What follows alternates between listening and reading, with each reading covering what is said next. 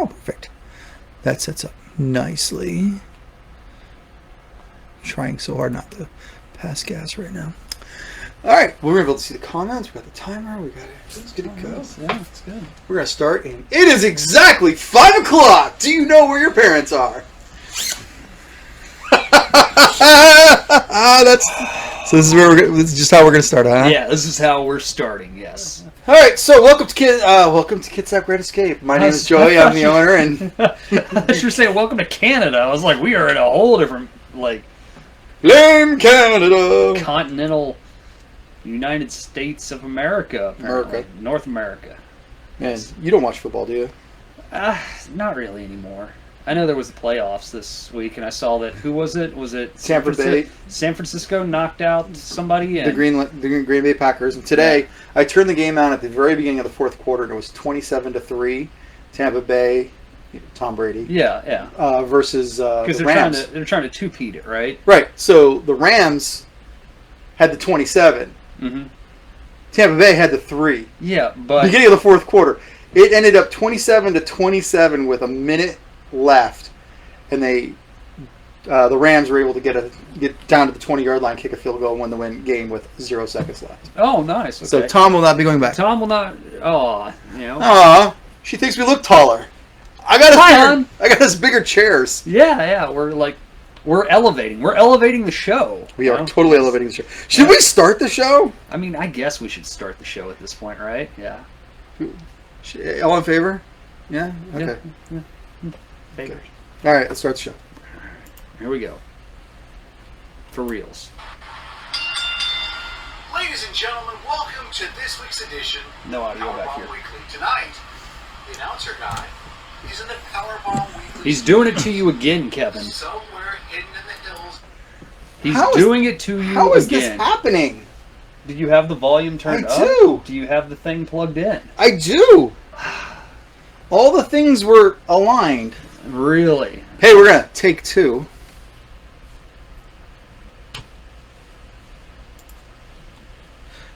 I cleaned up my desktop. I see that. It looks wonderful. Much more manageable now, Much more manageable.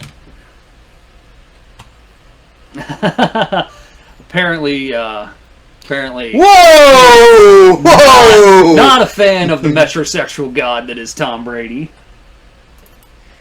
Hey now. Who's going to be in the Super Bowl? Is it going to be San Francisco and? Well, it's San Francisco versus the Rams. So San Francisco versus LA for this side, and then I don't know. You mean to tell me that the Raiders might actually go to the Super Bowl for the first time in how long? The Rams. Well, no, you said LA. The Los Angeles Rams. Oh, that's right. They moved to Vegas. That's right. Yes. When we were down in Vegas, we went by their stadium. It looks like a big the robot vacuum. Oh, the Roombas. Yeah, it looks like it's the Roomba Dome. Huh. All right, let's try this again. Well, I guess that's what $400 million will buy you as a Roomba. I guess we're gonna try this again, Kevin, for you. Possibly, maybe. Nope. Look here, Spanky. All right, you got to get your computer in line with your television, man. Listen here, Spanky. Speaking of Spanky, that whole storyline of him fighting, what's his name, Harlan, that went nowhere, did it? Yeah. Well, Spanky was going to challenge Harlan, and how'd that work out? Somebody else showed up, and they got killed. Man, it's good storytelling there for you guys on the NXT 2.0. I'm noticing ever since I upgraded to 11, I'm having these problems. It's because Windows is awful. Well, what's the alternative? MacBook Air? No.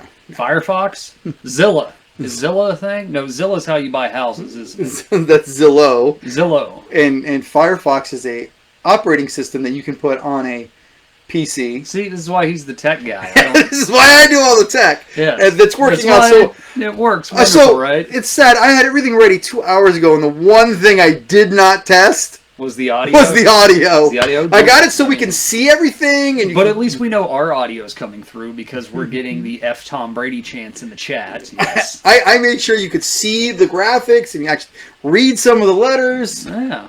And then I go and... Well, I heard it come through back here when the startup happened, so... Oh... Perhaps Mr. Gates should stop trying to, control the world with vaccine and work on building a better operating system, I guess, Oh, if only I could speak politics right now. Oh, well, that's why. So I got to go on Kevin's show, right? So speaking of which, remind me to tell you about Kevin's show's proposal. Kevin's show's proposal, huh? Yeah. We're going to get proposed by Kevin. I don't know if Kevin's going to want to propose to us after, here in a second. Okay. We've got it working. Ladies and gentlemen, welcome to Powerbomb Weekly. Our announcer, the voice of Powerbomb Weekly, Mr. Kevin Chambers, take it away.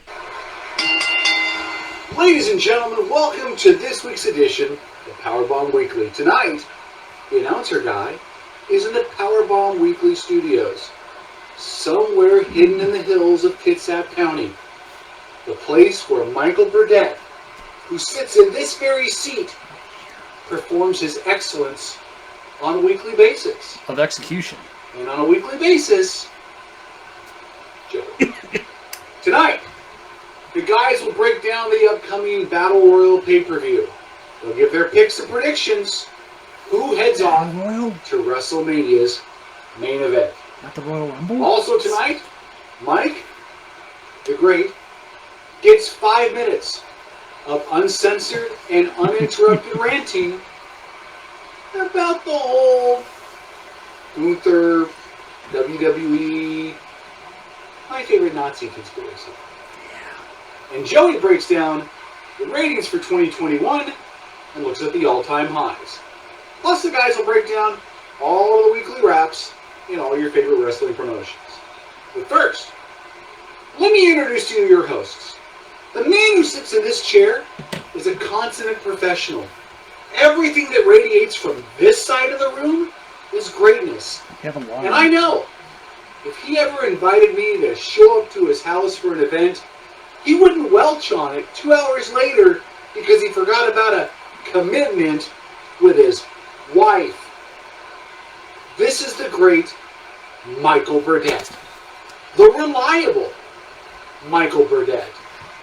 The quintessential pro, Michael Burdett.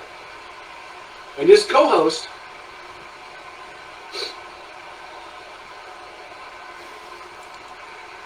let's just say that he's the kind of guy that would invite you to his house to watch the Royal Rumble pay-per-view, and then call a couple hours later to say he has a commitment with his wife and has to cancel. Joey Marcel.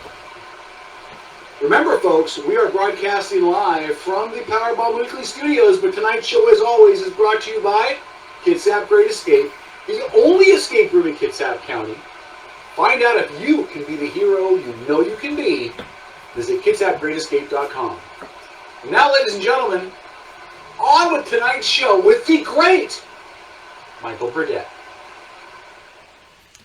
Oh, Kevin, thank you for that wonderful, heartfelt, truthful, to a fault intro that you have given us for Powerbomb Weekly. I definitely want to say that I checked out your show where you were using some of our discussion that we had previously on your other show on Outlaw Radio Network, where you can watch live on Facebook, where they discuss the wonderful world of politics and what's going on with there. And you guys said everything wrong that 40-year-old white people would say.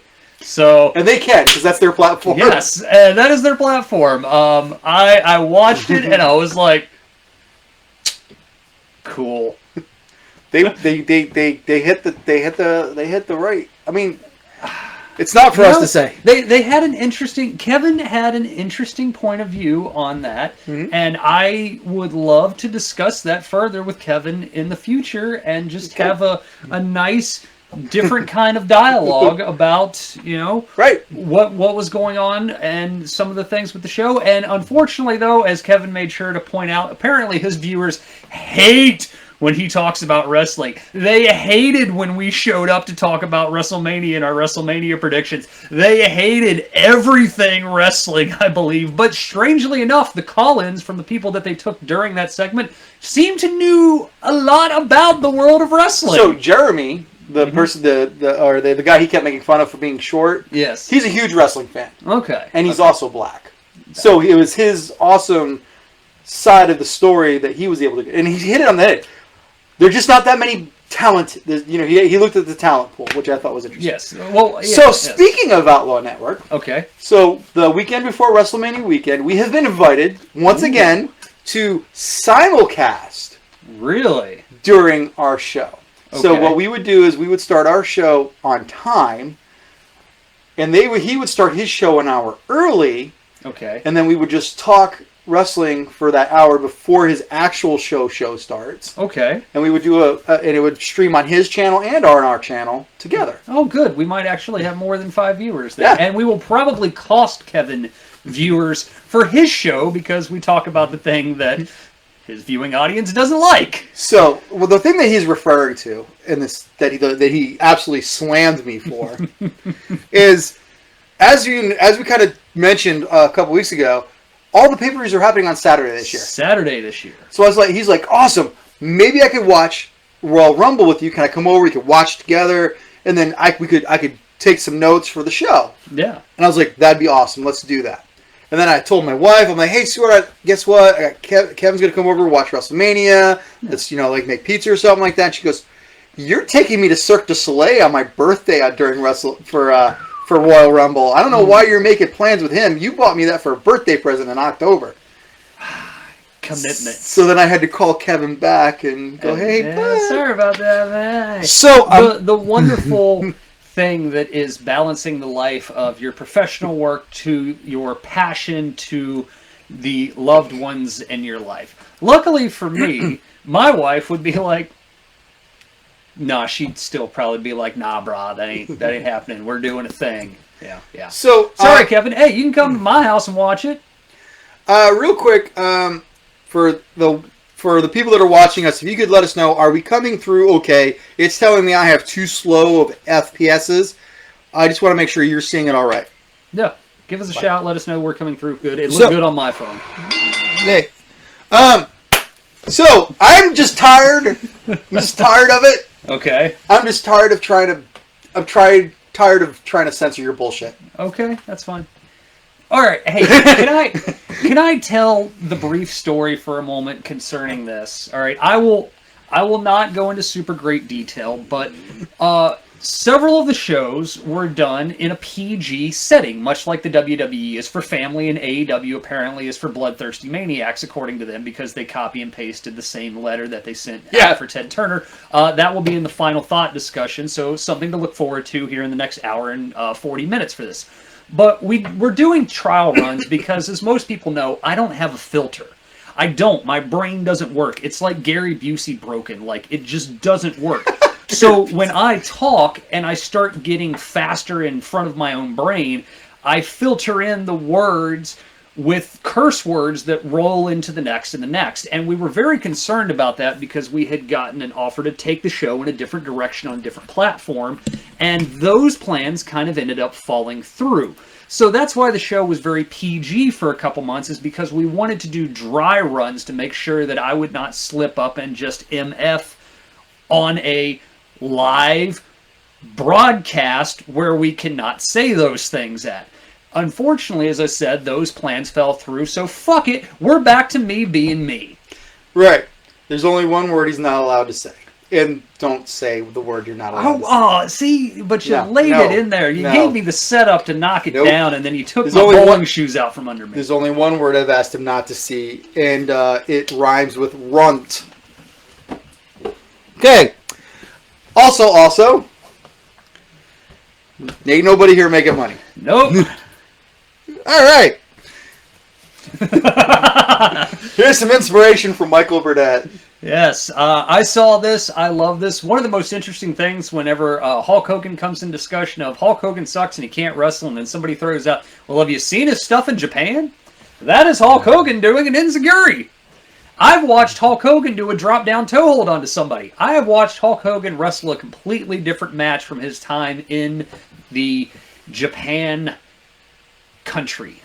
So if you're ever having a bad day, remember, you can be more than 27.5-inch pythons. You can have both feet leave the ground for just a few seconds.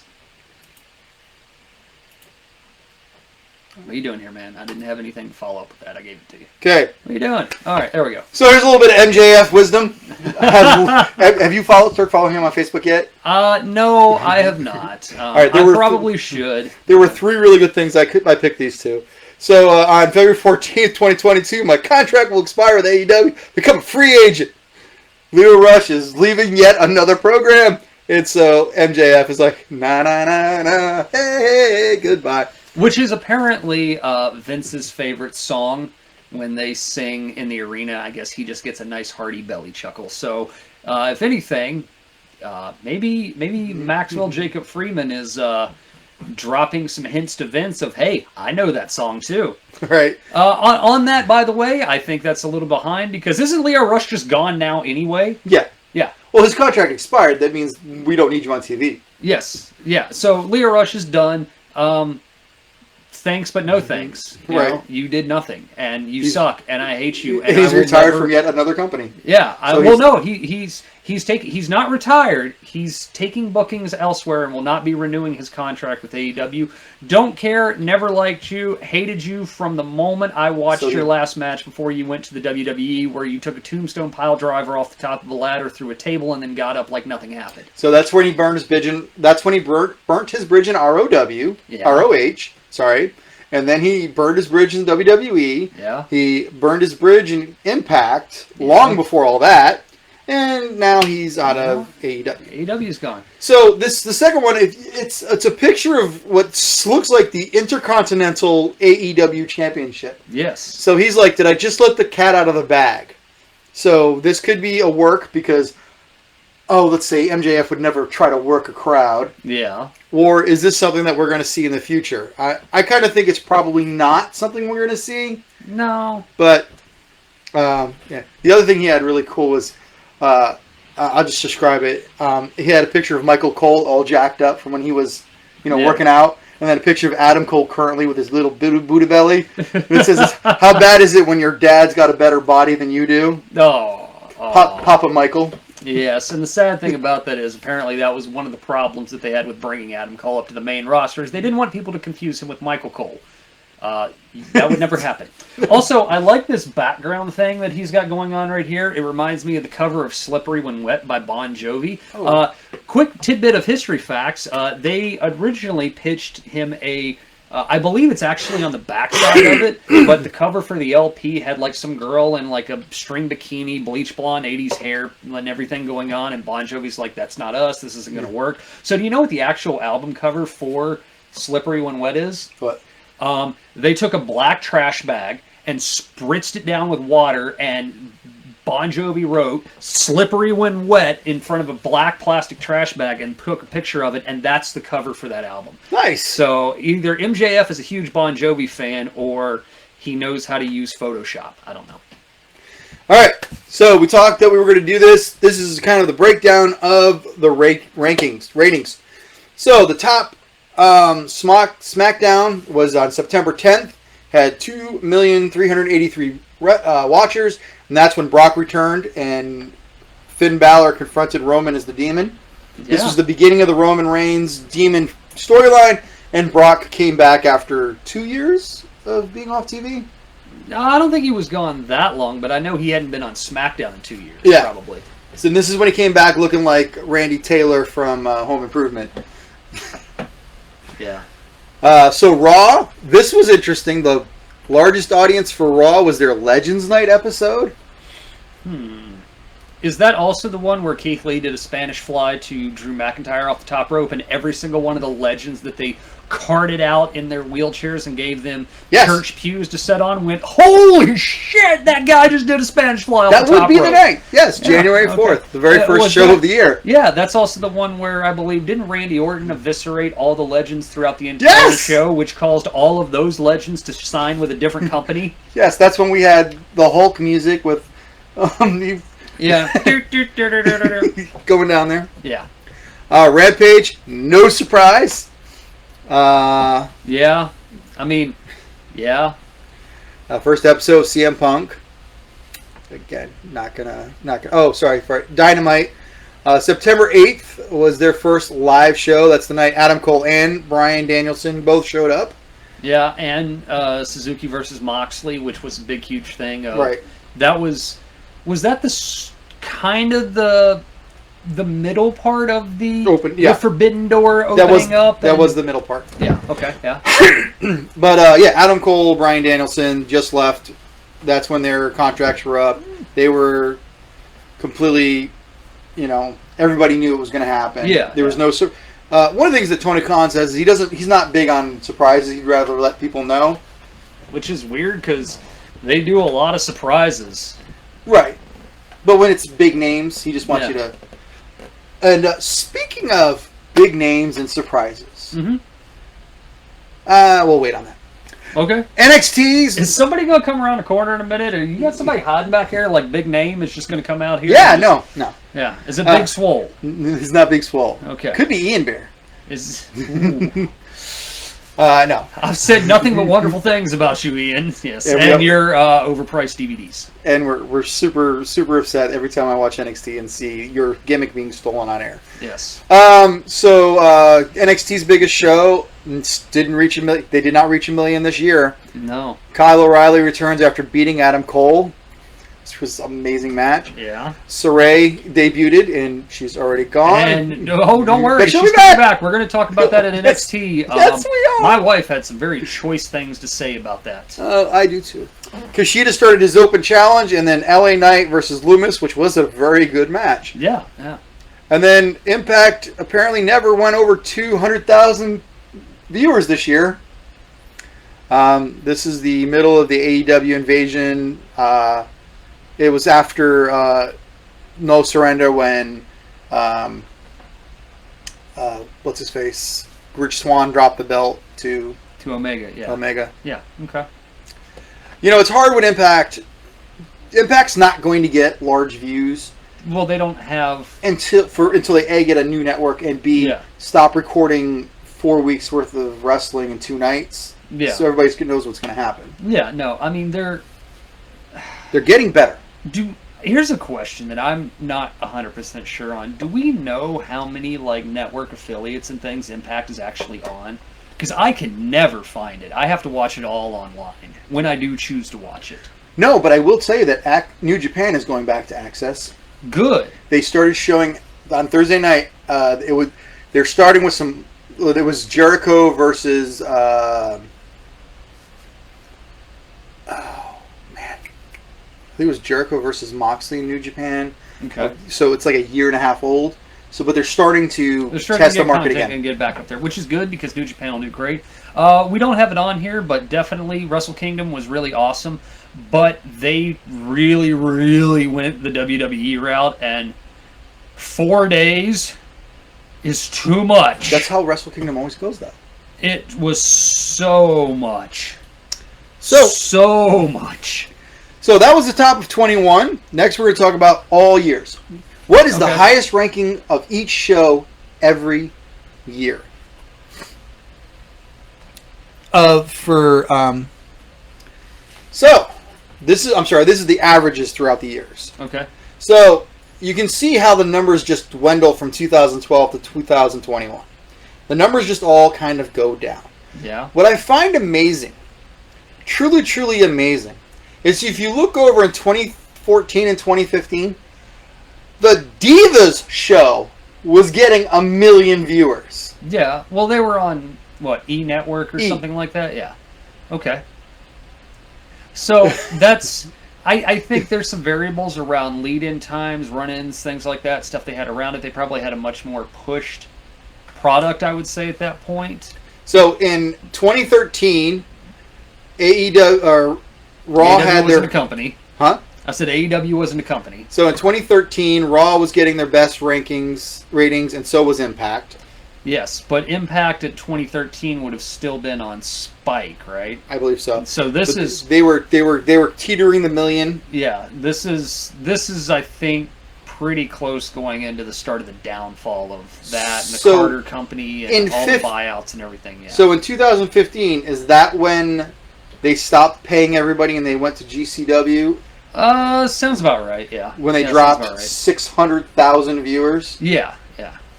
NXT, their first year was their best year, and AE Dynamite this year was their best year. So AEW's going the right way. NXT is obviously going the wrong way.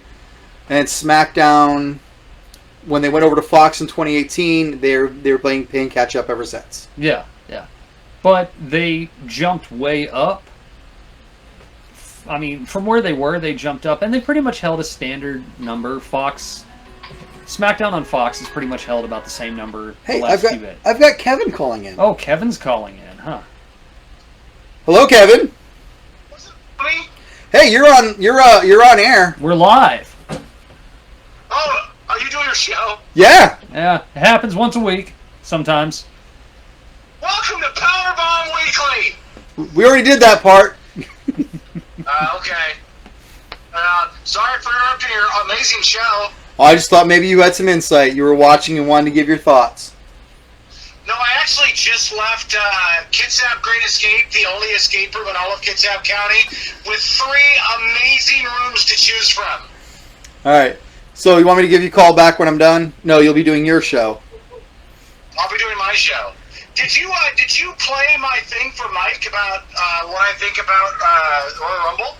No, we haven't got there yet. That's later on in the show. Okay, I'm looking forward to Mike's reaction to that. Gotcha. You will get reacted all over. All right, have a wonderful show. Love you a long time. Bye. Bye.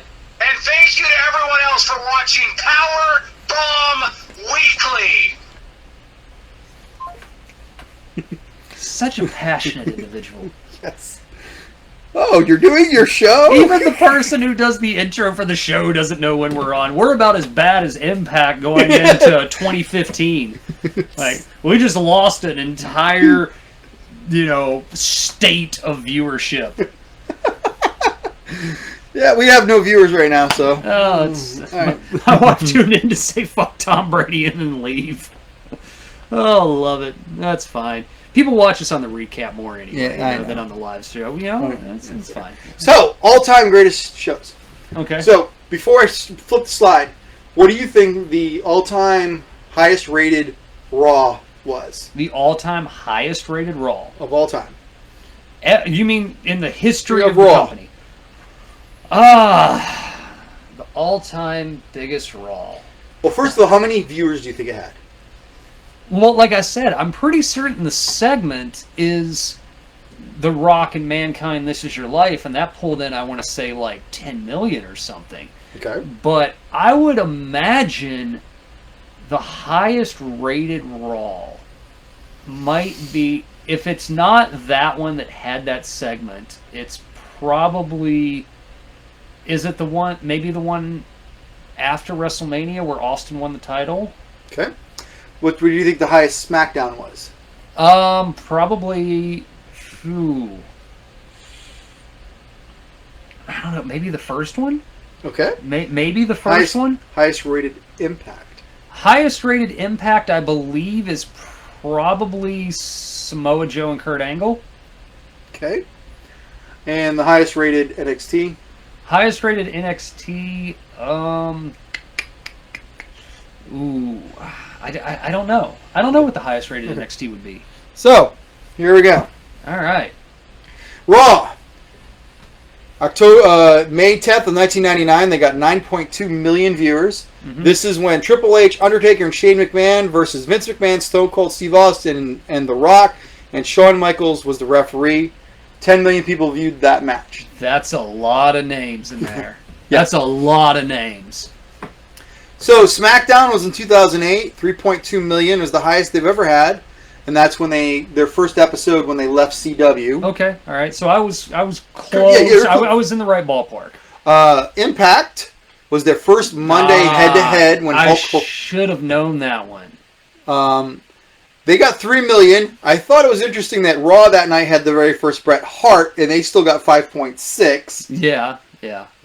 And then NXT was their very first episode on USA. All right. Okay. 1.7 million. I mean, this makes sense. And 99 would be the highest. That's probably... Is that... I mean, in 99 to 2000 through, that's pretty much when WCW just basically shot themselves in the throat. Right, they were averaging 7 to 8 million anyway. Yeah. So it's, but I said I was going to look at a comprehensive look at all of them, and I did, and it was some interesting numbers. Yeah, no. Some of them are not too far off, but so yeah. And then next week will be next week we'll probably look at the first month of the ratings for the first part quarter, of the year. First part of the year ratings? Yeah. Okay, cool. It'll either be next week or the week after. Probably the week after Royal Rumble. Okay. So yeah, interesting stuff. So now moving on, let's talk about Tommaso Ciampa. So okay. So there's a lot of words on here, and I'm going to read through it real quick. But we've been talking that Tommaso Ciampa said he'd never go up to the main roster. Yes. And now he's trying out for the main roster.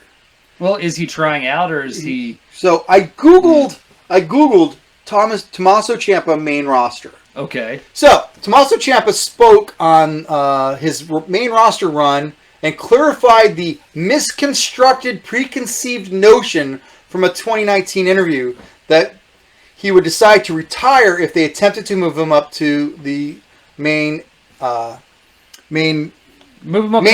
with Lillian Garcia. He stated that NXT provided the schedule that holds him back from being interested in the main roster stint. In his priority to make and spend time with his wife and daughter, he stated that NXT provides a much lighter load. He also said he has a history of neck problems. We all know that. Yes. And he couldn't handle being on the road for 300 days of the year.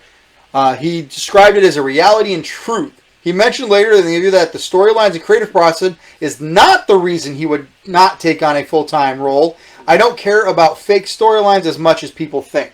He stated that when he goes to the main roster, he would be very interested in facing Rey Mysterio, who is a legit living legend.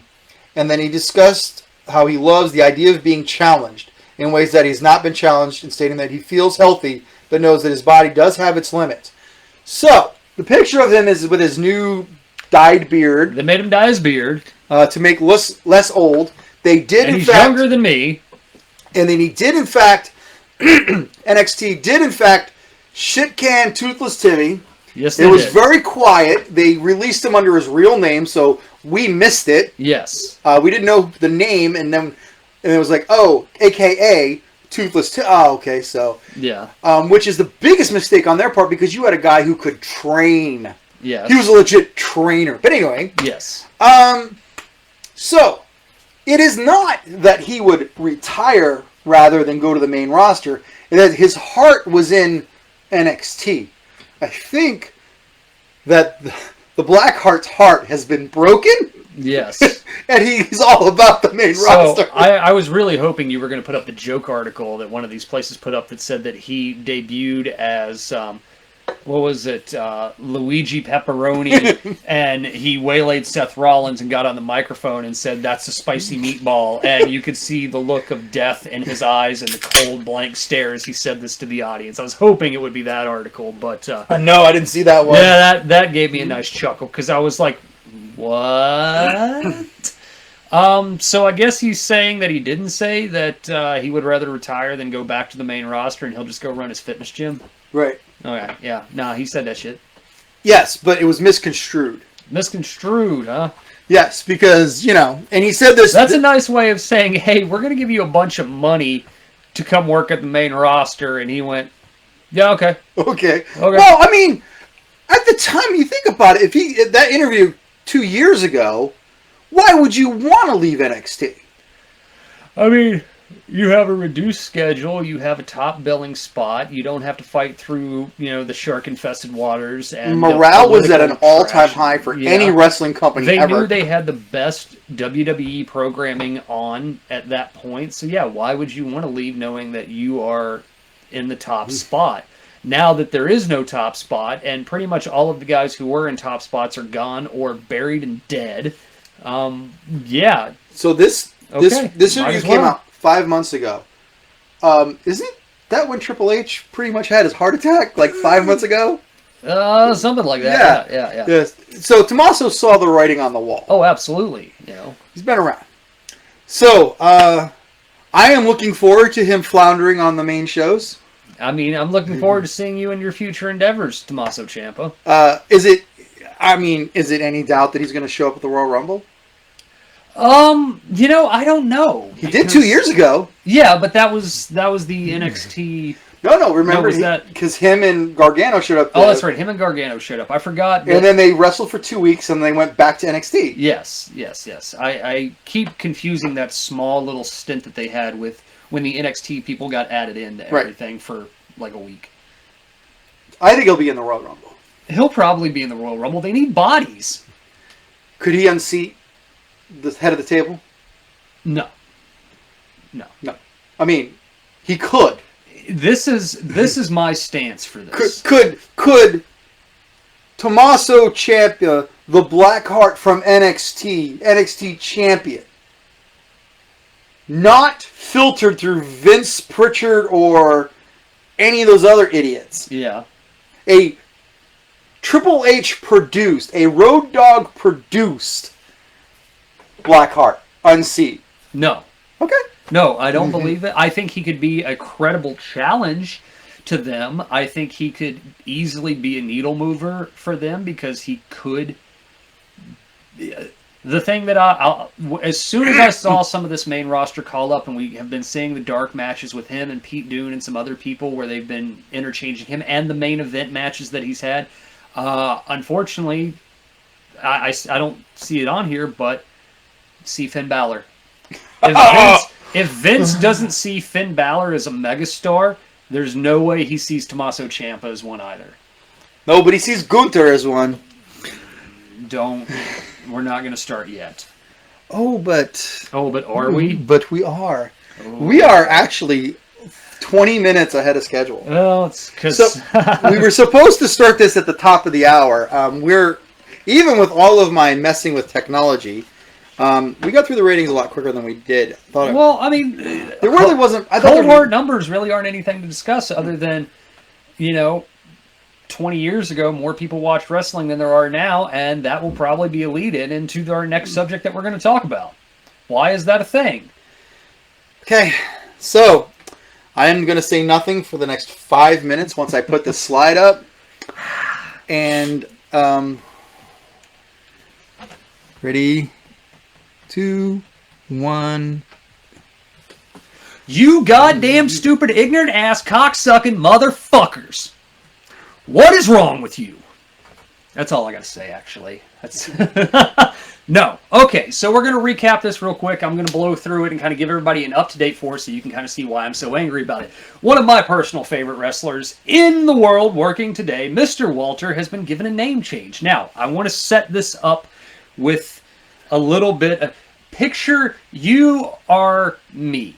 And I know that your life is completely horrible, and if you just close your eyes and put yourself in someone who's better than you's shoes, you will quickly get in the mindset of where I am at right now at this point, okay? Are you MJF now? I am a great promo if you give me a microphone and just say go. All right, now, this came out, Sunday, Monday-ish, about the copyright thing? A week ago. Okay, all right, so... I see this news headline about WWE in hot water with fans for controversial patent applied to name. And I go, And I click on the thing and it says, WWE is under hot water right now because they have attempted to file a patent trademark on the name Gunther Stark. Now, who is Gunther Stark, you might ask? Nazi Commander! The very first thing that happens when you Google search Gunther Stark is Nazi SS U-boat war captain. Okay, and I went, yeah, that was probably a bad idea. And then I had that twitch in my brain, and I remember reading that Walter is scheduled for a big push. Walter might have a very big presence at the Royal Rumble. Walter is someone that they're looking at to bring up to the main roster because maybe somebody who is in the higher-ups watches our show and realized when I said Walter could be a legitimate threat and the Imperium could be a legitimate threat to the Bloodline and he could go on and have an amazing match with the head of the table, they went, maybe that's not a bad idea. And I had this sinking gut punch feeling in my fucking abdomen that said, this better not be Walter's new name. How little did I know. So, time passes. Everybody loses their shit. 3 days later. Walter shows up to NXT to wrestle. We'll talk about the match in a minute. But when they said he would wrestle Roddy Strong, my immediate thought was, well, Roddy's fucked. And I bet his contract is actually coming up. I thought he had re-signed, but apparently that might be a little bit in limbo. Anyway, moving on back to Walter. And Walter gets on the mic after he wins the match and goes, 9-9. The winner of this match is Gunther. And he slams the mic down. Okay, now, may I? Oh, you said... Okay, sorry. Okay. No, Now. You have 3 more minutes. I have 3 minutes left. Okay. And when that happened, I sank in my chair. Now, why? Okay, so I have a lot of whys about this. One, why did we need the name change? As you can see, I am wearing a WWE-produced merchandise that has the motherfucker's name on it. Okay? That's 1. 2, Gunther. It's a common German name. He's Austrian, okay? But it's a common German name. But if you had to pick one German name, why would you pick the one that's going to associate him with the fat kid that has chocolate smeared all over his face? The next thing. Joseph, you are a business owner, okay? Yep. Yes, I am. You've had to file patents for things for your business, right? Yes. Okay. I believe this is actually a requirement. When you go to file this, don't you have to do a Google search about the name that you're trying to patent and actually prove that there is not somebody else out there with a patent or where this name is associated to? And you are telling me that the multi-billion-dollar company that runs a multi-million-dollar legal firm that handles this shit for the WWE did not have someone Google search this and go, hey guys, Gunther Stark's the name of a Nazi World War II U-boat captain. Maybe you might want to go back to the drawing board on this one. Now, I comment this real quick because I had to listen to a couple people's discussion about this. I don't think Cornette has gotten there yet, but our buddy Brian Alvarez over at Figure 4 did do a conversation about this where they did bring up a point that possibly this might have been Walter's suggestion. Because one of the things that we know is that when they do names, the guys are allowed to kind of pick their names, right? Okay, so you can put like 10 names down on a sheet and someone goes, okay, yeah, this is one of the 10 names that you picked. We're going to back that one, okay? Could have been Walter's idea. If it was Walter's idea, did he know? Did he just pull a name out of his hat from the old country of, hey, I remember this guy called Gunther Stark. I'll be Gunther Stark or something.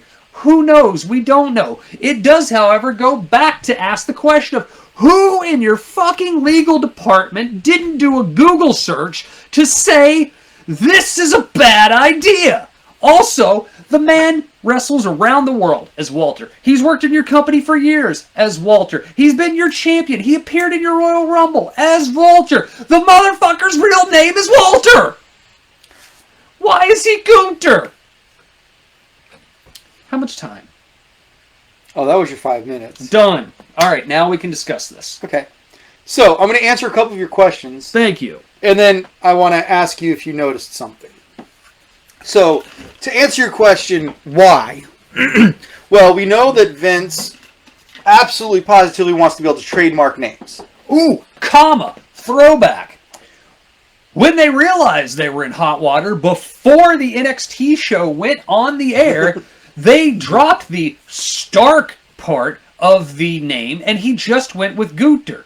Now, Can you copyright an individualized, singleized name of Gunther for entertainment purposes? No. Also, if he's not going to be Gunther Stark and just Gunther, what was wrong with just Walter? Okay, so back to Piper Niven, Dewdrop. Piper Niven was what she got famous on. That was hers. That was her identity. Vince was like, oh, you get one of my identities. Now, Gunther, like you said, not the best idea. I mean, I didn't share it here, obviously, but, Kyle O'Reilly 5 years ago, or something, was it Kyle O'Reilly or somebody was like, yeah, wait till you become the guy that's eating chocolate and falls into the thing. Yeah, and, well, maybe that's why Vince is like, hey, this is a great idea, let's go with this. Who knows? But the reason that he name changed is because once you get popular and they want to groom you for an upgrowing show, you gotta be able to be trademarked so that Vince can make all the money off of you and you can't make it off of yourself. Now, it's not the legal department in my mind that should have been trademarking, because when you put in a patent, you file for the patent, and then you don't even. I could go and say I want to file a patent for I want to call myself Michael Burdett, the Michael Burdett. That is what I want to go by now. I'm going to patent it. It's on my driver's license, the. And unless you've patented it yourself, yes, I can take that. Now, it's up to, that's why you submit a patent, and so that's the patent people's job to figure that out. I'm quite sure that Nazi Commander Gunther Stark is probably not patented anywhere. Now,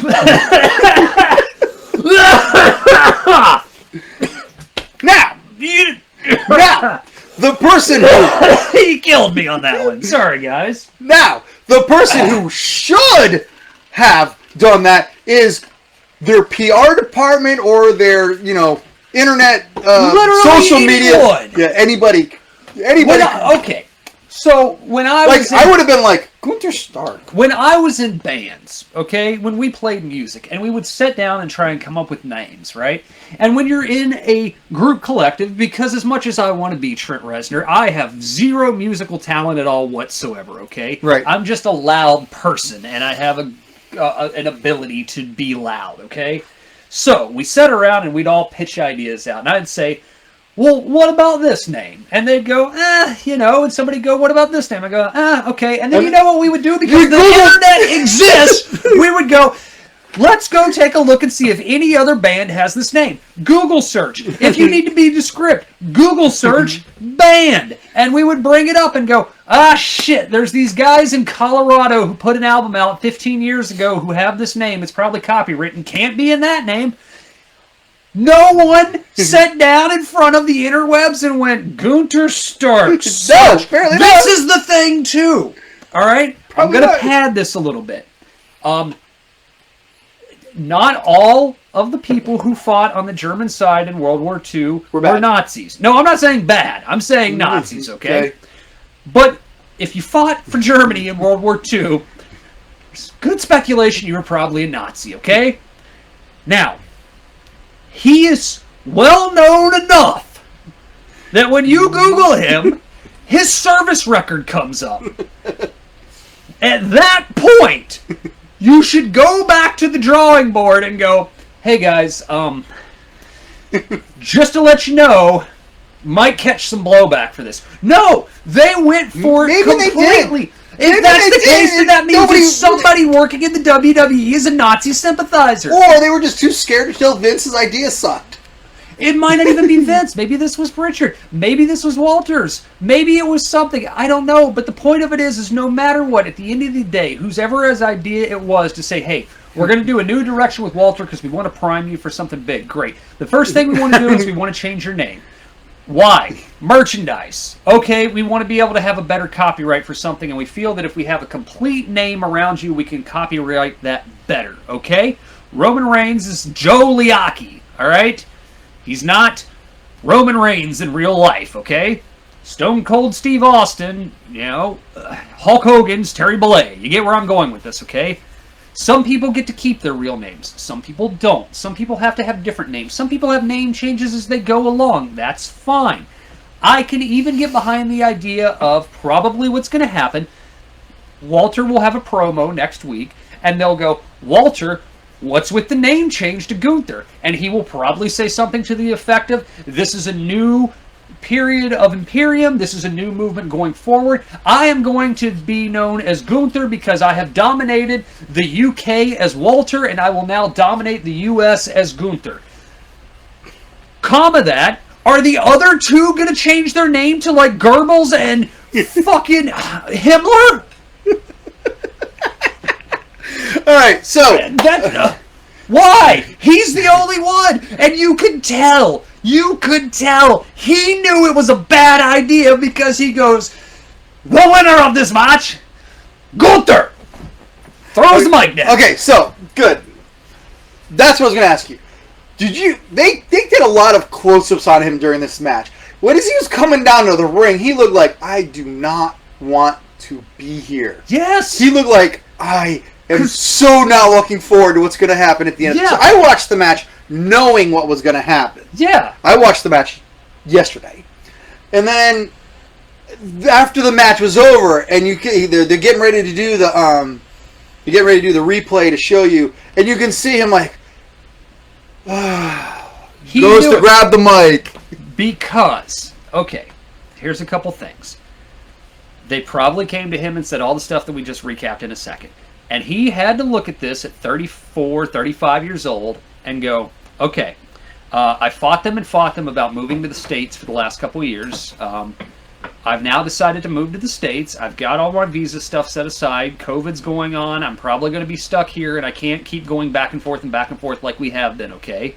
I'm going to have to be Gunther Stark because that's where I'm at in my life. I've just agreed to be here. He's probably just moved here, got a house, rent, whatever's going on. Jenny, the fashionista, is his girlfriend, and I think she has dual citizenship or something, so he's probably like, okay, great. Oh, you know a lot about this man. So, yeah, I love Walter. And so he probably sat there, much like Karrion Kross did, and said, hey, it's your birthday. We're going to go have you lose to Jeff Harvey in 2-minute match. Cool, good, yes, no, bad. And he probably went, well, cool. I guess I'm going to go do this. The other thing with that is that he's been around the block. This guy knows this is dead in the water because they could change his name. They can make this shirt not matter anymore. Every single person in that arena, when he comes out, is going to go, Walter! Walter! They were chanting his name through the whole match. He was called Walter the whole show! Like 15 times in the match The alone. announce team called him Walter. They announced him going into the match as Walter. He shot promos as Walter.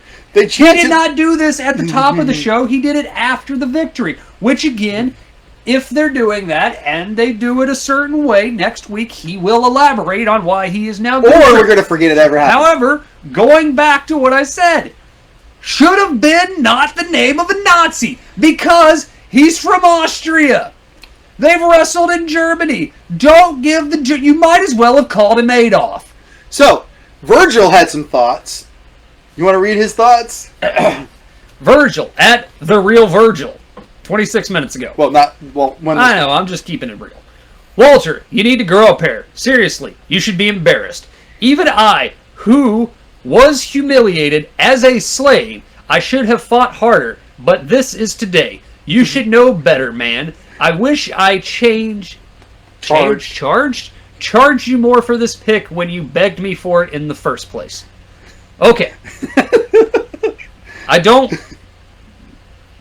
think Walter paid you for anything there. Right. That was probably backstage at Legends Night or something. Oh, wait, no. No, Virgil doesn't go to Legends Nights. I mean, it looks like it's definitely in a building, airport, bar, someplace, somewhere. Also, you know, Walter looks like he's about 10 years younger in that one, too. So it's probably backstage at like one of the PWG shows or something like that.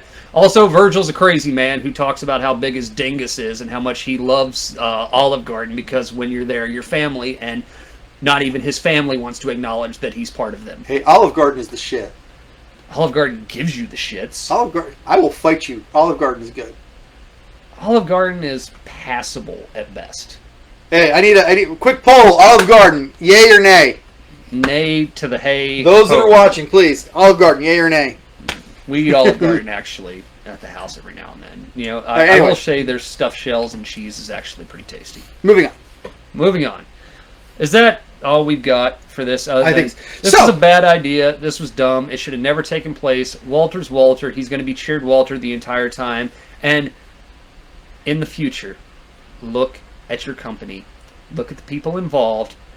And whoever is in your department who handles these things, learn how to use the Google box. So, not only did Gunther / Walter have some issues in the last couple months. Ha ha ha!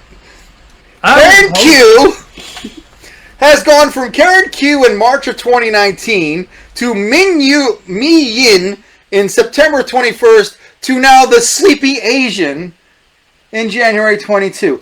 The shtick for her is she's always somewhere backstage sleeping. She wakes up, gives somebody a little rumor, and goes back to sleep. And she had a match. I missed the one match she had. But this same lady, WWE's first ever Chinese-born wrestler. Has there been anyone since the 80s who has had a more dramatic character change than this woman? I mean, wow. I didn't realize all three of them were the same person. Oh, yeah. I did the research. When I saw her in the back asleep, I was like, wait a second, I recognize that That's person. what made me do it. Now, here's the interesting thing about this. This person's storyline is still happening. Yep. They hired her for this, made her this, gave her storyline, much like Bray Wyatt to Alexa Bliss, but they gave her storyline to Boa, who is now possessed by her evil dragon zombie presence, and now she's Real Housewife of Sleepy Time Asia country. This is... And her wrestling match that she had, where she ducked a clothesline by yawning, ooh, that was a hard match to watch. Also, she had to pretend to lay in the ring and fall asleep while this pin thing was happening, and she was looking at them. Again, see Walter, see some other people. Hey, we're going to hire you and bring you from your country of origin over here. Great. You're going to be this. You're going to be a stereotype. Okay. Stereotype. Well, I'm kind of stuck here. Money, job, all this other stuff going on. Hey, go be this now. Well, kind of stuck here. Money, job, everything. Yep, okay. I guess I am, guess I'm that. This was a surprise. You didn't know this slide was coming. I hope we were going to talk about it because she was featured on last week and this week's NXT. Perfect. Man, oh man. What a shift. Why did you lose? We just did numbers, and we've done numbers before. Why are you losing? You hit 1 million, you stayed steady at 800 to 900K, and now you have lost over 300,000 viewers in a month. Could this be why? Could this? This doesn't exist anymore. Or does it? Or does it? They have to double down at this point. This is WWE. They can make things. They can make you forget. No, yes, they can. We said this was dumb. They're gonna have to double down and say, no. The machine knows better. We know what we're doing here. He's Gunther. What's gonna happen? Is it Gunther? Is it Gunther or Gunther? He's gonna show up, get the boots taken to him, be off TV for a week, 2 weeks. Maybe 3. Who? And then he showed... I'm not saying... No, I don't this even, guy. No, not this guy. I'm saying who do they have that's going to put the boots to him? The entire Diamond Mine. Diamond Mines? The entire Diamond Mine. Including the woman. By the way, we're going to talk about NXT. That segment in its entirety coming up on the NXT. So the entire Diamond Mine takes him out, and then we don't see him, and he shows up at the Royal Rumble as Walter. In a week? You're telling me on Tuesday this is going to happen? Yes! No. They're going to double That's down for the this. only way that it makes sense.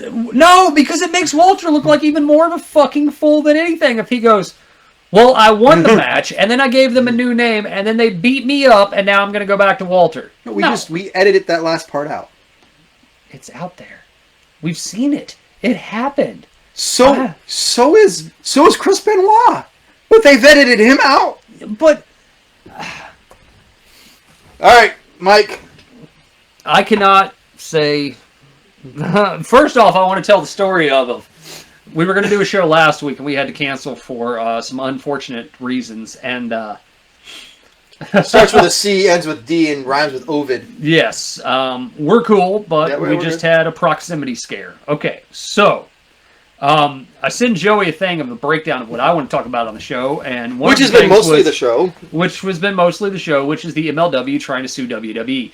And he goes, hey, I like all these things, but I don't really know how to talk about the MLW WWE thing. And I go, man, if only there was a video that our friends at the House of Kayfabe featuring Mr. Stephen P. New, who is the legal consultant for Mr. James E. Cornette, did a 20-plus minute breakdown video of what this lawsuit is and has been shared on our page from our good friend, Mr. Brian Resner.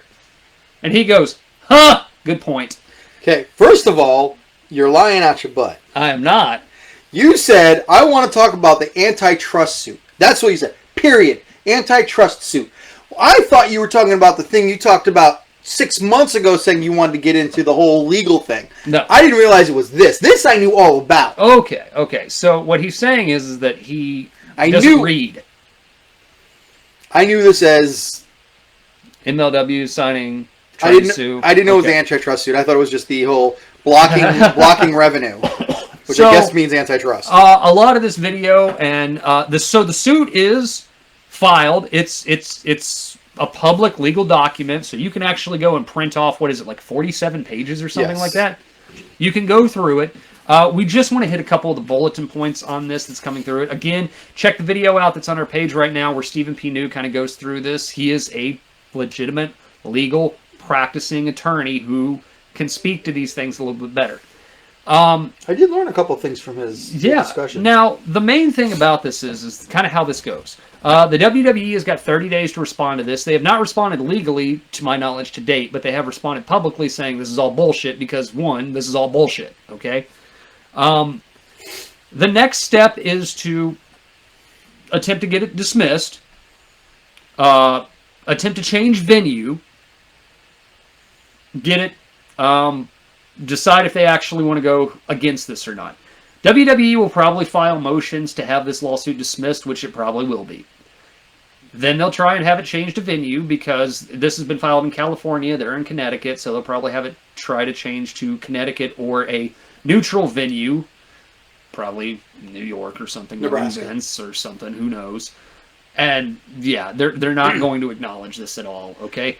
Now, the thing with the MLW is when you look at that report that came out, there's a lot of hearsay discussions in there of MLW. The lawsuit's just terribly done, to be perfectly honest. I also found out that apparently, I guess one of the people who's filing it is like Trump's ex-lawyer. But they're trying to say, one, the WWE has a monopoly, which to a point they do. They probably should have thought about filing this lawsuit before AEW has just dominated one of their brands on national television.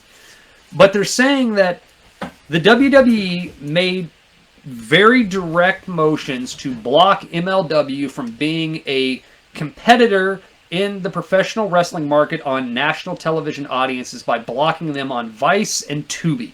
Okay? So one streaming, one network. The problem with that is that MLW is trying to push this lawsuit as if they were legitimately a competitor to the WWE. Well, they're not. They're not. But the problem is they had been hyping and pressuring, and they've been hyping and hyping, and they actually had a venue, and they had to cancel the day before the press release for their big shows, their big send-off. Because I watched MLW. Yeah. I said on the show, hey, MLW is getting a TV gear. They're going to be on Vice. I know nobody can ever see that, but I'm looking forward to it. And they started with the first episode, which was basically March of 2020. So right before COVID hit, I'm like, well, I'm guessing they're just going to jump forward. The thing with that is that... And then they had 2 episodes, and then it was gone. Well, what came out with that is, if you remember, is that Vice did Fightland with them. Right. And then they aired some of their content. And that is what is coming out, is that was the extent of the deal. They're saying that they were in talks, not that they had a deal, they were in talks to continue a relationship with Vice. Right, and to that do they the were Azteca. blocked, but they're saying that they were blocked because an executive from WWE called them and said, hey, Vince is upset.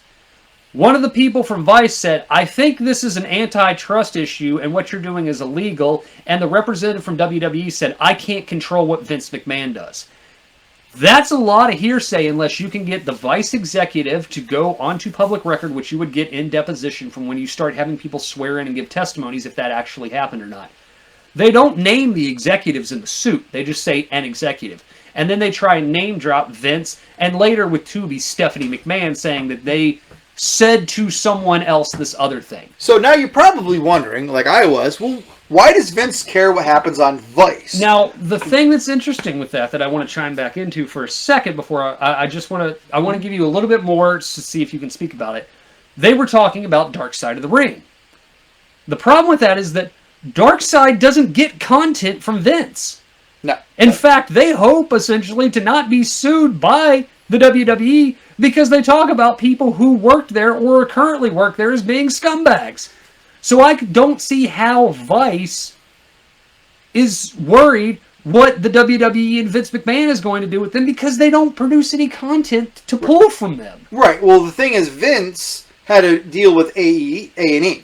Yes, and A&E Vince owns Vice 20% of Vice. Yes, A&E owns 20% of Vice, so yeah. Which Vince, is mentioned in the lawsuit. Which, Vince also sometimes thinks bad publicity is better than no publicity, so yeah, they're talking bad about me, but you know what? They're talking about me.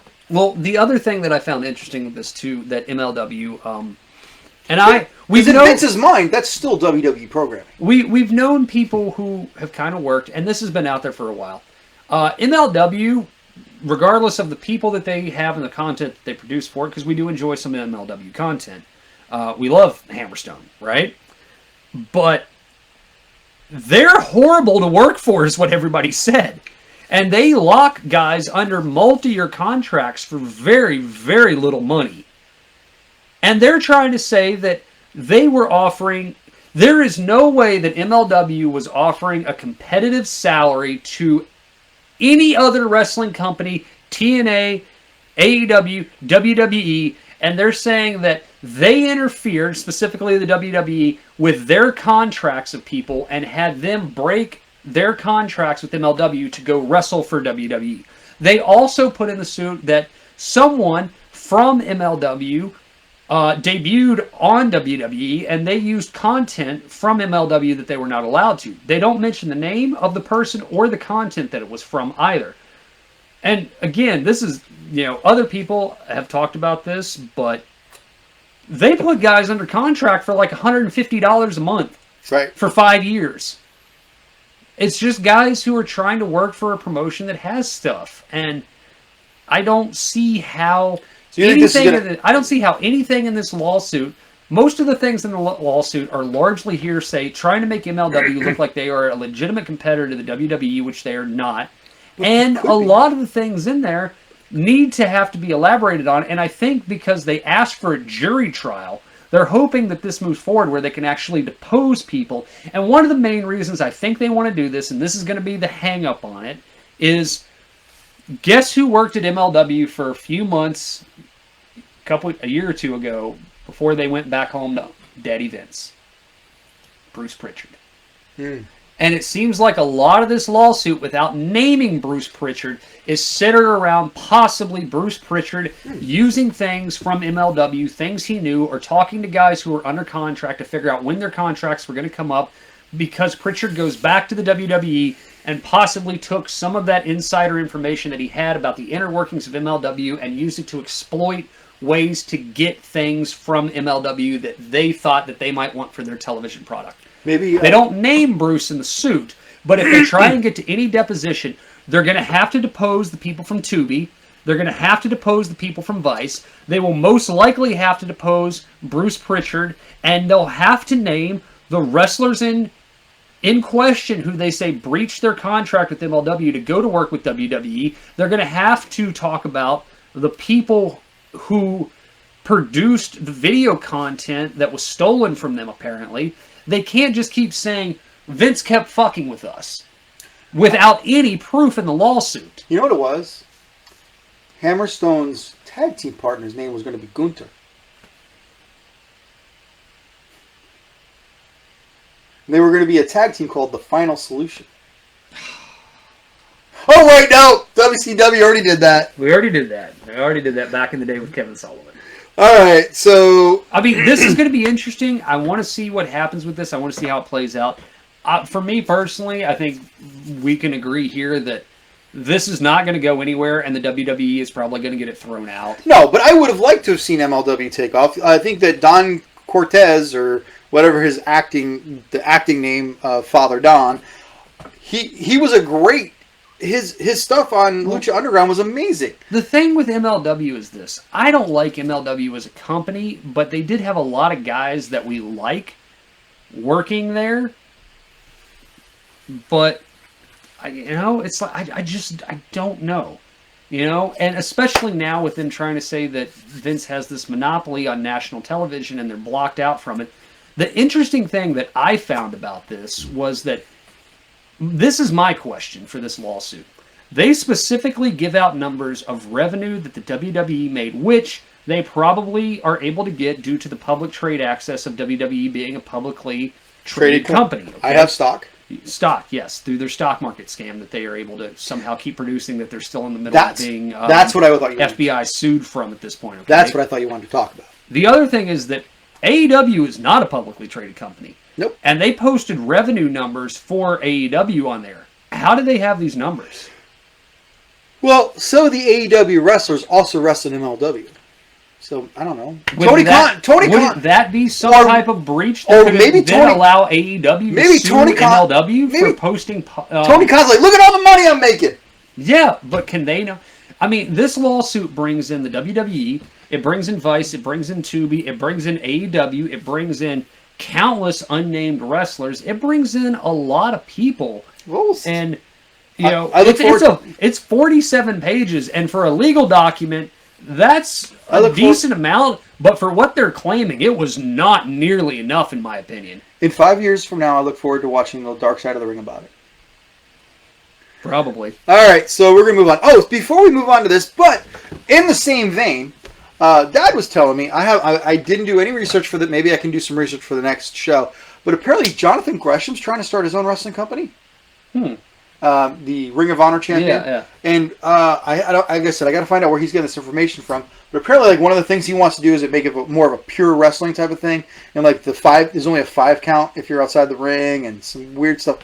Well, isn't that the goal of every company, is to be a counter product to the WWE by having athletic, pure wrestling content? Isn't that what everybody tries to do? Speaking of which, I guess begs the question of why does the WWE just switch to pure wrestling content? Because they can't write a fucking TV show to save their life. Hey, she went to jail. She's out of jail. Apparently, she made terroristic threats and threatened to stab her life partner. No, it just said the person she was sleeping with that day. Basically, yes. She threatened him, and the cop's like, I seen her do it! I believe it was scissors to the testicles. What was something like that? Yeah. And then she's like, "Hey, everybody, I'm out of jail. It's not what it seems like. Check me out on camera." And the cop's like, "No, it's exactly what it seems like." She has an OnlyFans, by the way, where she's charging like a ridiculous amount of money a month to see her content. She looks so old. This is actually a good picture of her. So haggard. So haggard. She'll be in the Royal. You think she'll be entered in the Royal Rumble? Why not? Why not? Why not at this point? They still have women to fill out. All right, so let's talk about the stories and now. Did you do the change, or are we? I don't remember. Okay, let's figure out where are we starting at. Oh, so here's some just quick things. Apparently, when we get to NXT, apparently they're surprised the fans are not enjoying it. I think my response is they're shocked by this. Right? Yes. Brian Cage, his AEW contract is set to expire soon. We'll talk about that. And then I really wish I knew what was going on right now. Because right now it should be Dem Boys versus FTR, Dem maybe? Boys going against FTR, or they said anybody. I love these guys because I know these guys. These guys are. Did you see their promo where they're coming out of the chicken farm? You think we're chicken farmers? You think all we do is sit around and pluck eggs? Nah, man, this is my building. I pay people for this shit. Yeah. I don't shovel the shit myself. They're just. I love the Briscoes. They're so... And the interesting thing is they said, we might sign with WWE, and they said, not only could we do good, we think we'll thrive in that environment. The thing with it is that the Briscoes are very family-oriented to their own family, where they travel a lot with their own family. They travel a lot with their kids and their significant others and their dad and stuff like that, which we've seen on television. Like, the thing about the Briscoes, hashtag no gimmicks. There is no gimmicks with these guys, man. I'm hoping that right now they are fighting FTR, but somewhere I wish there was a way we could watch it though, because I'm not paying for GCW, but they need to show up somewhere. Yeah. So we're talking about Raw and then first. All right. So Raw was a show. Raw was an awful show. Raw was an awful show. Hey, look, they did the thing where the people who are going to fight each other at the upcoming pay-per-view have to tag team together. How will they ever coexist? Well, they won. Doudrop doesn't know how a tag team match works. They were crapping all over her, but I think maybe she did that on purpose. I don't know. I don't know. She probably just got out of place, honestly, but I don't even remember. How did Raw start? Did Raw start? No, Raw didn't start with this. Didn't Raw start with Brock and Bobby recap again or something? Oh, well, I don't watch all of the 15 hours of recaps. Oh, by the way, this was 2 minutes and 45 seconds where Becky Lynch and Doudrop defeated Bianca Belair and Liv Morgan, where Doudrop basically laid everybody out and then tagged herself in while Becky Lynch was unconscious, and then got the pin, and then proceeded to do her fat lesbian drop onto Becky Lynch.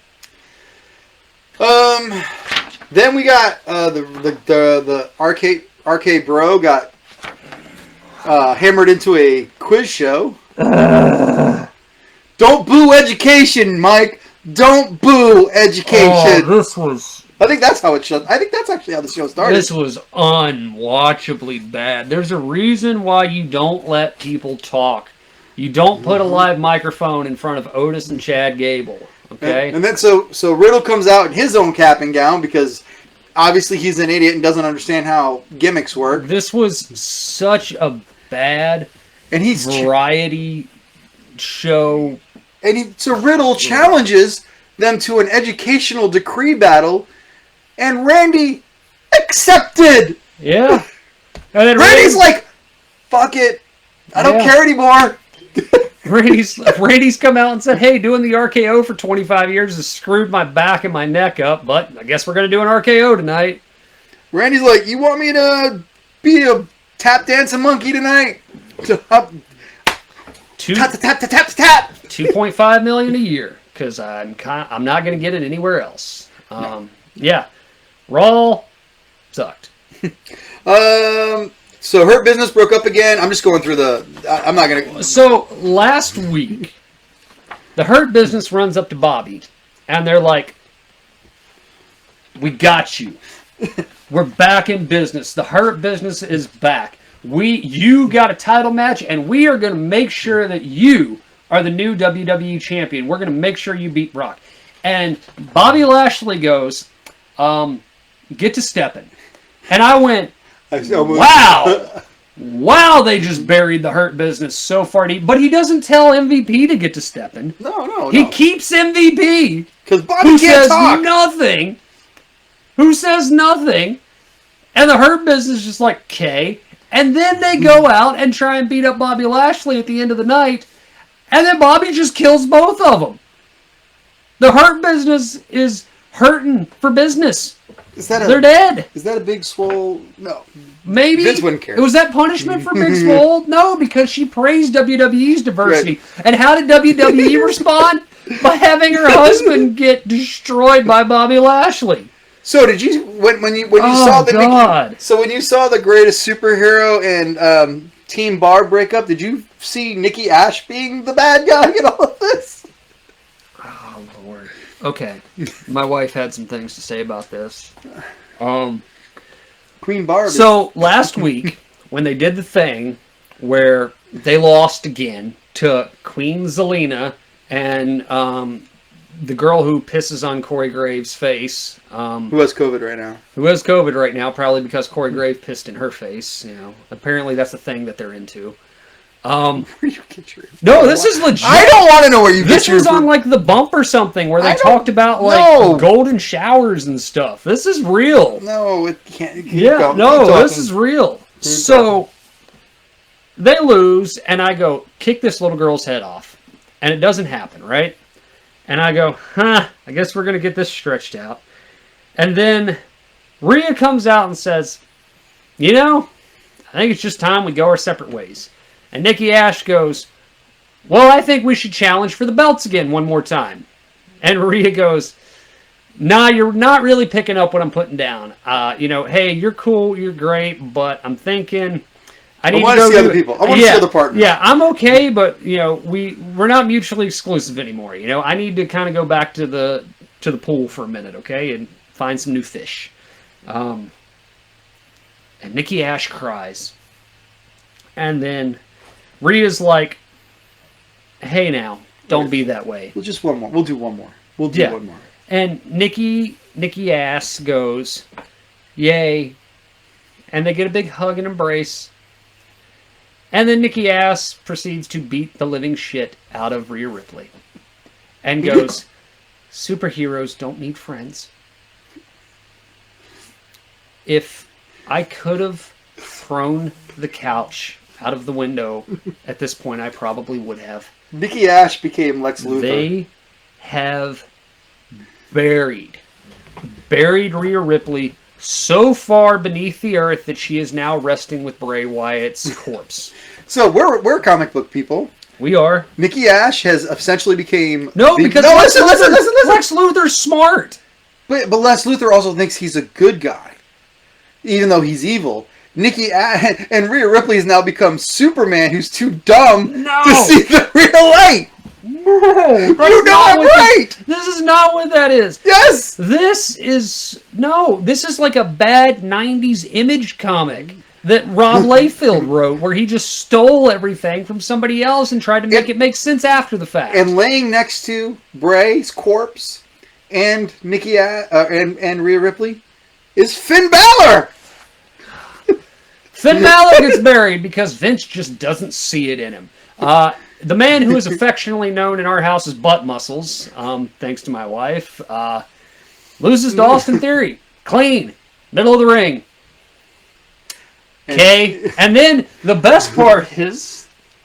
the best part is that... Please tell me the best part! He gets nothing in! He got nothing in! This was not a... this is 6 minutes and 30 seconds. This wasn't a barn burner. Their former two-time NXT champion, Finn Balor, showing what kind of an amazing young talent that Austin Theory is to the entire world and debuting him in a battle of almost, but not quite. The veteran got trumped by the younger guy. No, he just lost. He just lost.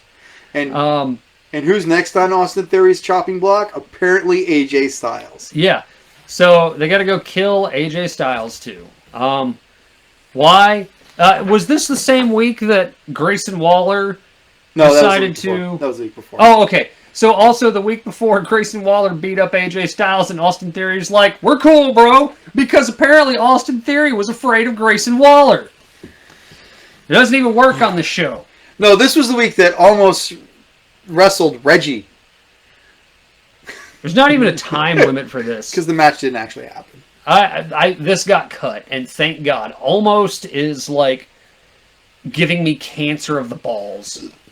And then, just so you know, on the main event taping, Tommaso Champa defeated Tazawa. Yeah. And Pete Dunne defeated Oh! T-Bar. No. Wait. We have to go back and talk about Raw for a second, because now I remember how Raw started. Oh. Raw started with the match of Bobby Lashley and Seth Rollins being made. And I immediately screamed at the top of my lungs, why? Why would you book this match? Because both of these guys have title matches coming up at your pay-per-view. It was the Contenders match. No, it wasn't. No, they called it. It was the Contenders for the championship match. But one of them has to lose and look bad. No, you go double. You do a DQ. So what did they do for your main event to send the people home happy? Bobby Lashley got jumped by the Hurt Business, and then Seth Rollins got kicked in the face by the Bloodline. Yeah, makes sense to me. Now we can go to Tommaso Ciampa defeated Akira Tazawa. How does he still have a job? How does the ninja still have a job? Remember back when Almost was the big black ninja? I am fairly convinced that either Akira Tazawa makes less money a year than I do, which is why he is still employed there, or he makes way more money a year than I do, and is why he will not leave until they future endeavor him. I think that him and R-Truth are best friends, and Vince won't fire him because of that. Then it's got to be like the Three Stooges of old white guy, black guy, Asian guy, and that way... They all walk into a bar. They all walk into a bar, yes. Pete Dunne defeated T-Bar. So K. So I want to talk about NXT for a minute. Well, we're going to talk about NXT anyway. But before we go there... Okay. So I decided that this week, it had been 2 weeks since I'd watched NXT. I've not watched NXT in 2 weeks because we haven't done shows, and I just never got to NXT. I have. It's not been good. So I went in with fresh eyes. I want to see this program again for the first time this year. I want to see... I have got the bitter taste of NXT 2.0 conversion out of my mouth. I just want to see what's going on. Okay. And then the stars of the show are the carryovers from Black and Gold still. Mm-hmm. And everybody else is a character. Absolutely a character. The storylines, other and above themselves, are okay. No, just hear me out. Okay. Some of the storylines are not bad storylines, and as far as a wrestling show goes, but the execution of almost everything absolutely makes no sense. It's hodgepodge bullshit, and it's all, again, characters. This is a cartoon show. This is cartoon wrestling. Because what do we know now? Who is in charge of NXT now? Bruce Pritchard. The Zoo. Bruce Pritchard is in charge of this, which is why we are getting this. You got the Dusty Classic, which has got 4 teams. Yes.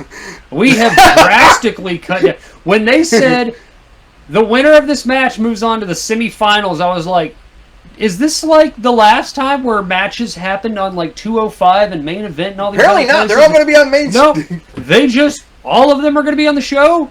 I mean, and no offense. There's only 4 teams. No offense to Brooks Jensen and no offense to Edris and Dolphy and Malachi Blade. I've never seen them before. The 2 black guys. We have. I haven't. Because you have not watched for 2 weeks. I have seen both of them. I want to say one of them fought Harland. Okay. And then you've got Brutus Creed, the Creed brothers, and the Redneck Cousins. Yeah. Don't care about either one of those teams. No, both of those are terrible. Yeah, the Dusty Classic's a flop, and Dusty would have never hired any of these people. NXT, we get to see Grayson Waller defeat Dexter Lumis in 10 minutes and 3 seconds because they remembered that they had another Indian man working for them, and they needed to give him a job. So the guy who used to be... Wait, by the way, Veer is still coming. Veer is still not... They had a commercial Veer for it. is still not coming. They had a commercial for it this week. So, for whatever reason, they broke up a very interesting tag team, and they decided that they would take the other guy, who was the bigger guy. Veer, the bigger guy. So, the one guy who didn't win $1 Million Arm, but the other guy, he is apparently now bros with Grayson Waller, because Grayson Waller, who has taken on AJ Styles, who put Johnny Gargano out of the company, who's fought LA Knight, because they seem to keep booking LA Knight like he's a veteran of NXT, and I don't understand why. He showed up 2 weeks before these fucking yahoos did. He needed help. Grayson Waller's like 6'2". I will say that LA Knight, Grayson Waller is the only long-term storytelling they've had in the show. Why is every... You know, immediately I was upset at this show when once again LA Knight drove up to the building and just stopped his car in the middle of the street next to the building and got out talking about how cool it was for him to be there. And I thought, Vince would kill you if you showed up to the show the second it started. Yeah. And I love how... Let me talk to you. Let me talk. Mr. L.A. Drake, yes. Okay. Are you losing favor in LA Knight? No, okay. I love LA Knight. Okay. It's just... Okay. He's not getting up on this. He's not. He's not. This is doing nothing for him. So then we get to see the Creed brothers, who look like they have sex with each other, fight the two guys who also look like they have sex with each other, the Rednecks, who got put together because they're both rednecks. Briscoe Light? The match was kind of okay. I feel bad for the one Creed brother who got kneed in the fucking face and got his lips busted wide open in this. They stole Malachi Black, House of Black's finisher. That made me upset. But didn't do it, right? The one where he does the big pickup suplex and chucks him to Brody King and then he slams him. They've been doing that for a while, though. Yeah, but they stole that from them. That kind of made me sad. They've been doing it longer than... Okay, so now I have to talk about the middle of the show that made me so upset. Dante Chin. So, he debuted the same time as a lot of the new people did. And he is your first Singapore wrestler coming to the WWE, okay? Because remember, we were going to go take over the world? Yeah. So the people that they had in their training camps, they just said, you know what, we're going to get rid of the global platform and we're just going to stay here. COVID, fine, get it, okay, whatever. We're going to put that on hold or just kill it all as much as we killed Triple H's, very fragile ticker. Here's this kid, and they go, okay, we're going to do something with him. And he gets hurt in training, gets his knee busted up, okay? While his knee is busted up, his father dies. His father was the driving force of him wanting to be a professional wrestler. He talked about all the joys he had with him and his father watching wrestling and stuff. Kid cut a pretty heartfelt promo at the beginning of it, right? Hey, I'm here. Things didn't go right. I've had a lot of personal tragedy happen in my life, but I'm here tonight to re-debut to everybody here from the NXT universe, and I'm going to show you what I can do. And he has a match against Guru Raj, who Guru Raj has just been delegated to enhancement talent. And I go, okay, this kid isn't too bad. The crowd is kind of starting to get behind him.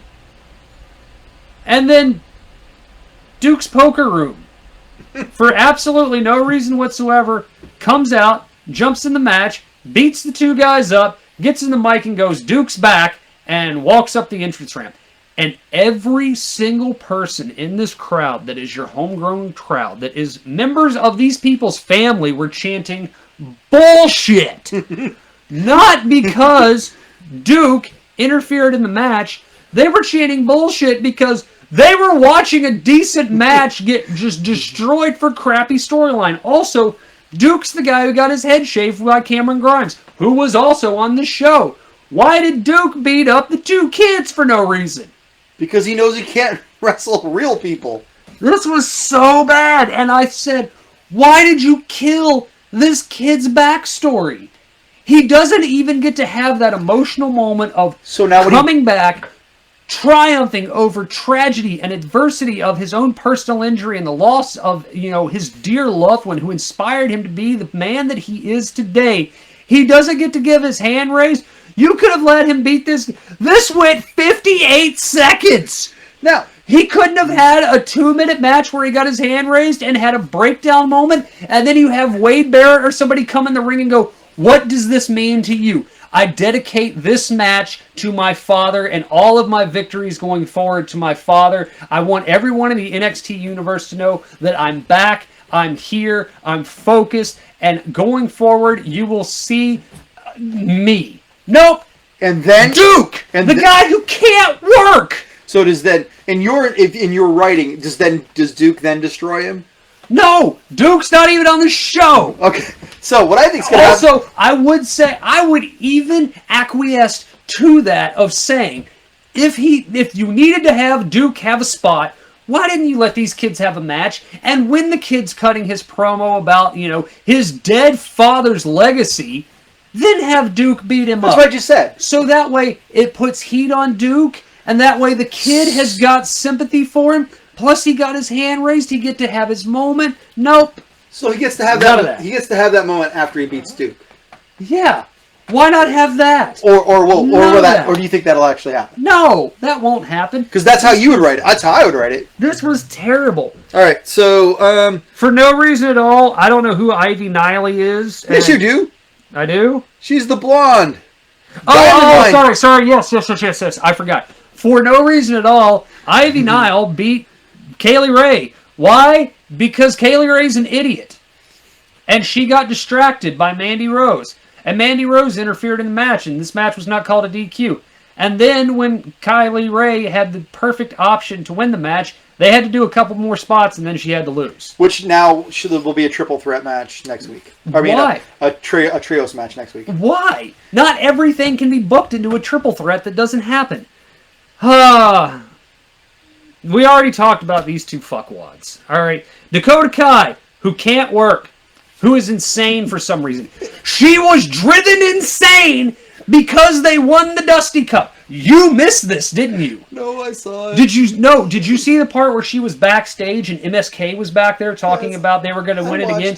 And then I got to watch this by myself, so I got to see all the promos. Yes. So then she comes out and she's like, everything was great until the Dusty Cup and fuck. Yep. And then Walter. We talked about Walter. But 4-star match.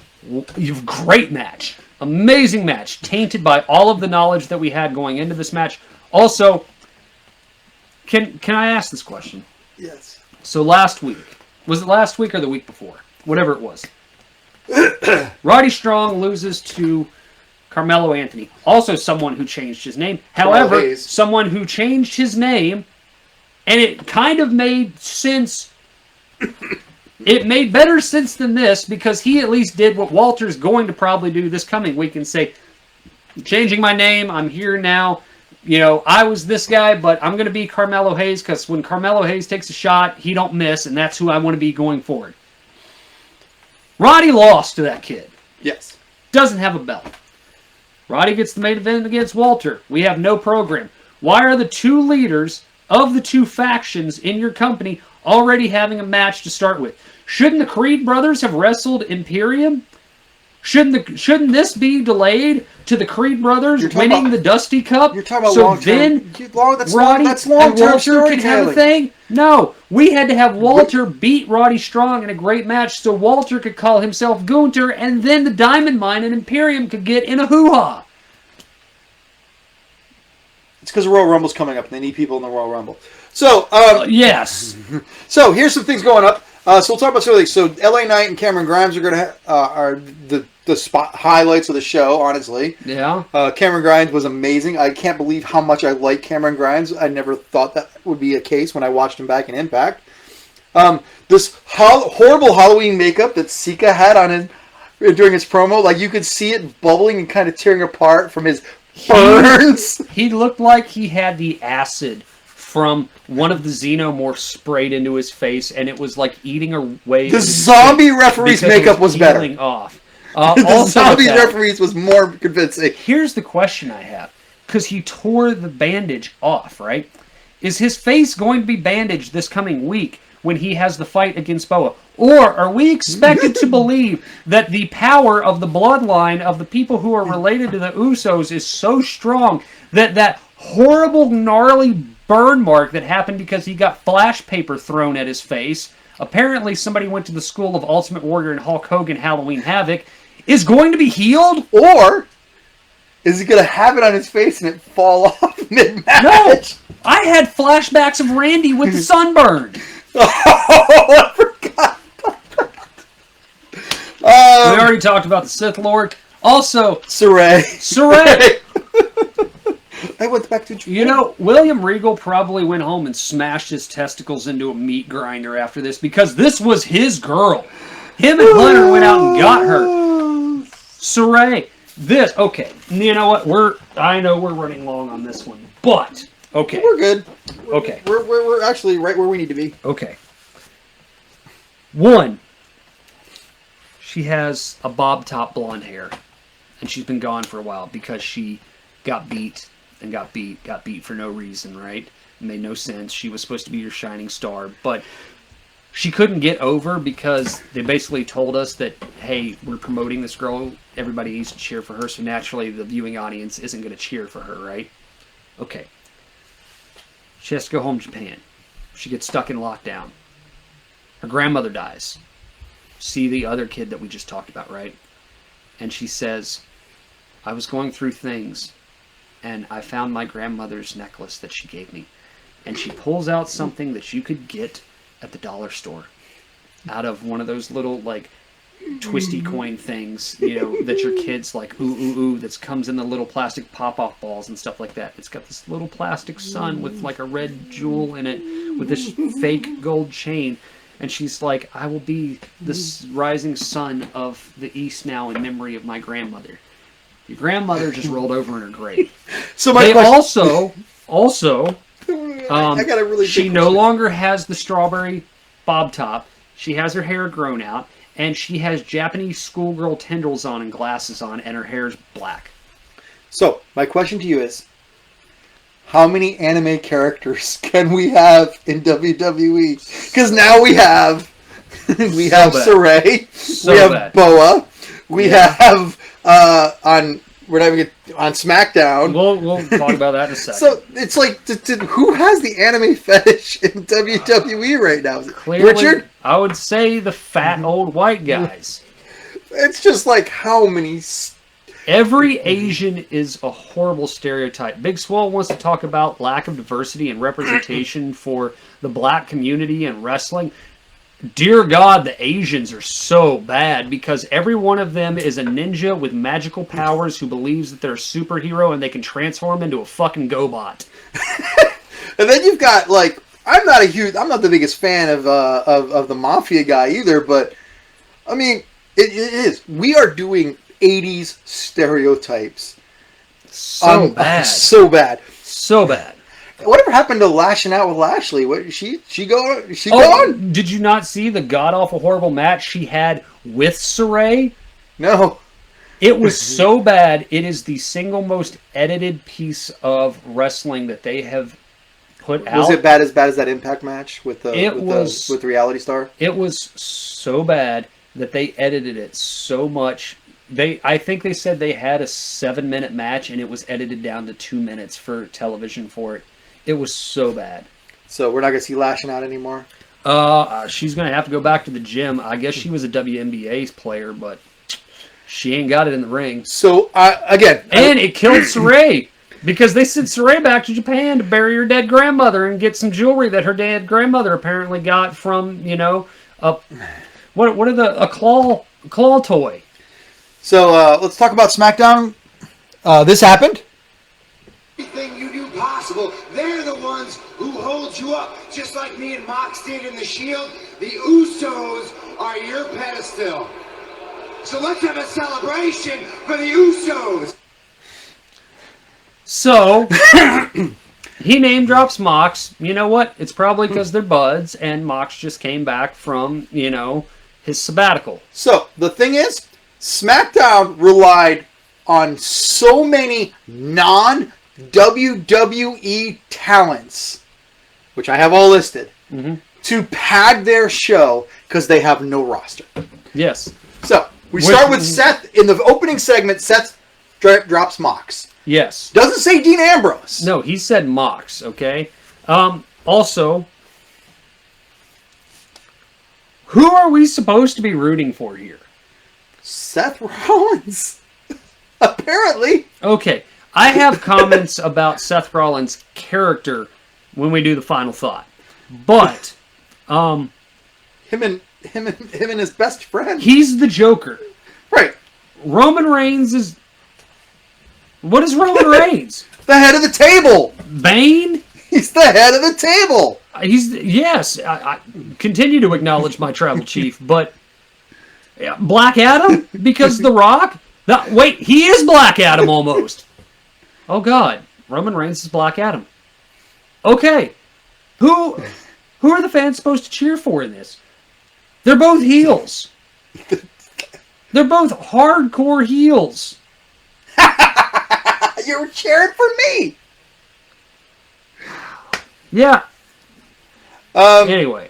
So we had Jimmy Allen, who apparently is a country star, Kid Rock, Summer Rae, Eric B, not G, Eric Bischoff was in catering, Yeah. Double J, all to pad the show. Then you bring in Raw talents, Big E and Kevin Owens. Oh, wait. Okay, so one, I would not have had Kid Rock on the show. He was just sitting there watching. Yeah, he was. The crowd lost their shit when they referred to Summer Rae as legendary. Legend. Legend. Eric is still there. Apparently, if you get fired for... Apparently, if you are a scapegoat and allow yourself to be fired on a public forum, they will continually ask you to come back and do things. Well, here's the thing. Double J met Rick Boogs, who they made get a haircut so he could look more like Freddie Mercury, and asked him to spell his name. So Eric Bischoff, because of his contention with AEW, Yeah. Vince is like, well, come back. And my question, I have to wonder, when Vince was, when Eric was walking around SmackDown going, a year ago I had this job. Huh. Yeah. SmackDown was not great. And we got Johnny Knoxville for the third week in a row. Okay. And we had a lot. Kofi Kingston defeated Madcap Moss. With Big E's help. Why? Oh, but look what the dark match was. Yeah, LA Knight versus Roderick Strong. He beat him. So maybe that's why they're getting no love on SmackDown or NXT, because they're just leaving soon. So Kofi's dead, and now Big E is being punished for being a champion, and they're gonna have to fight Madcap Moss and Baron Corbin. Aaliyah had a 2-minute and 10-second match with Natalya, which she won. After Ninja. Which made no sense. Xia Li, who has been absent except for her one appearance that she made in December, has finally come back. She did a whole bunch of stereotypical ninja shit. So, real quick, I have to stop you. I had Kevin and Dan over. We had a game night Friday night. So we were playing board games while Dad watched SmackDown, because I figured that was the easiest way for me to watch SmackDown. Yeah. And anything I needed to see, I'd rewatch. Kevin goes, "Dear God, why is there so much CGI lightning around her?" Because she's like Chun-Li. He's like, really? No, it's not Chun-Li. She's Katana from Mortal Kombat. Oh, he goes, actually, he said, why does she look like a Mortal Kombat character? Because she's... And then we stopped. Anyway. Yep. Eric and Ivar, the Viking Raiders, who were getting chance. Yep. Kind of crazy. They are the most over tag team right now. Defeated... I don't even know who these fucking... Angel Garcia and Humberto... That's the Los Hombres. Who are they other than the guy who rips his pants off? Yes. The Angel Garcia. Why are they even having a match? Also, Because Eric and I thought for 100,000 that they were going to lose this match, even though they're your number one contenders for the tag titles against the Usos at the Royal Rumble. Charlotte Flair defeated Naomi via submission after 2 minutes and 24 seconds that felt like 47,000 years long. Because Sonya Deville. Because Sonya Deville was there. And Sonya Deville hates Naomi. I don't know why. No one knows why. We don't know anything. But then, I'm starting to think it's a race thing. And then Adam Pearce comes out and is angry Adam Pearce. And then he's angry at it. God. You can't be doing this. Maybe we need to get some... And then they teased Eric Bischoff be coming back as a... No. Sheamus defeated Ricochet because Sheamus and Ricochet must have a program again. But we got Ridge Holland back. Ridge Holland probably isn't cleared to wrestle, which is why he didn't fight Ricochet. And Ricochet's dead. And Ricochet's dead. Sheamus is dead. This was your co-main event.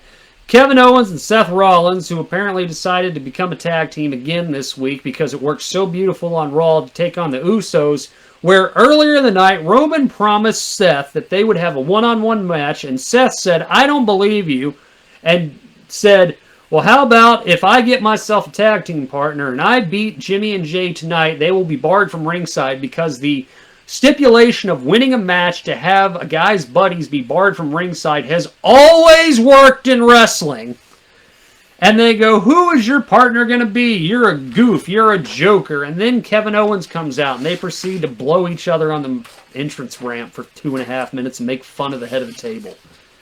It was kind of humorous. And then Jimmy and Jay and them had a fucking awesome match. And then Roman missed his spot because Seth was supposed to be in the air going for the curb stomp and get hit with the Superman punch. Instead, he curb stomped one of the Usos, and then Roman hit him with the Superman punch and laid him out and basically said, hey, that whole storyline, who gives a shit?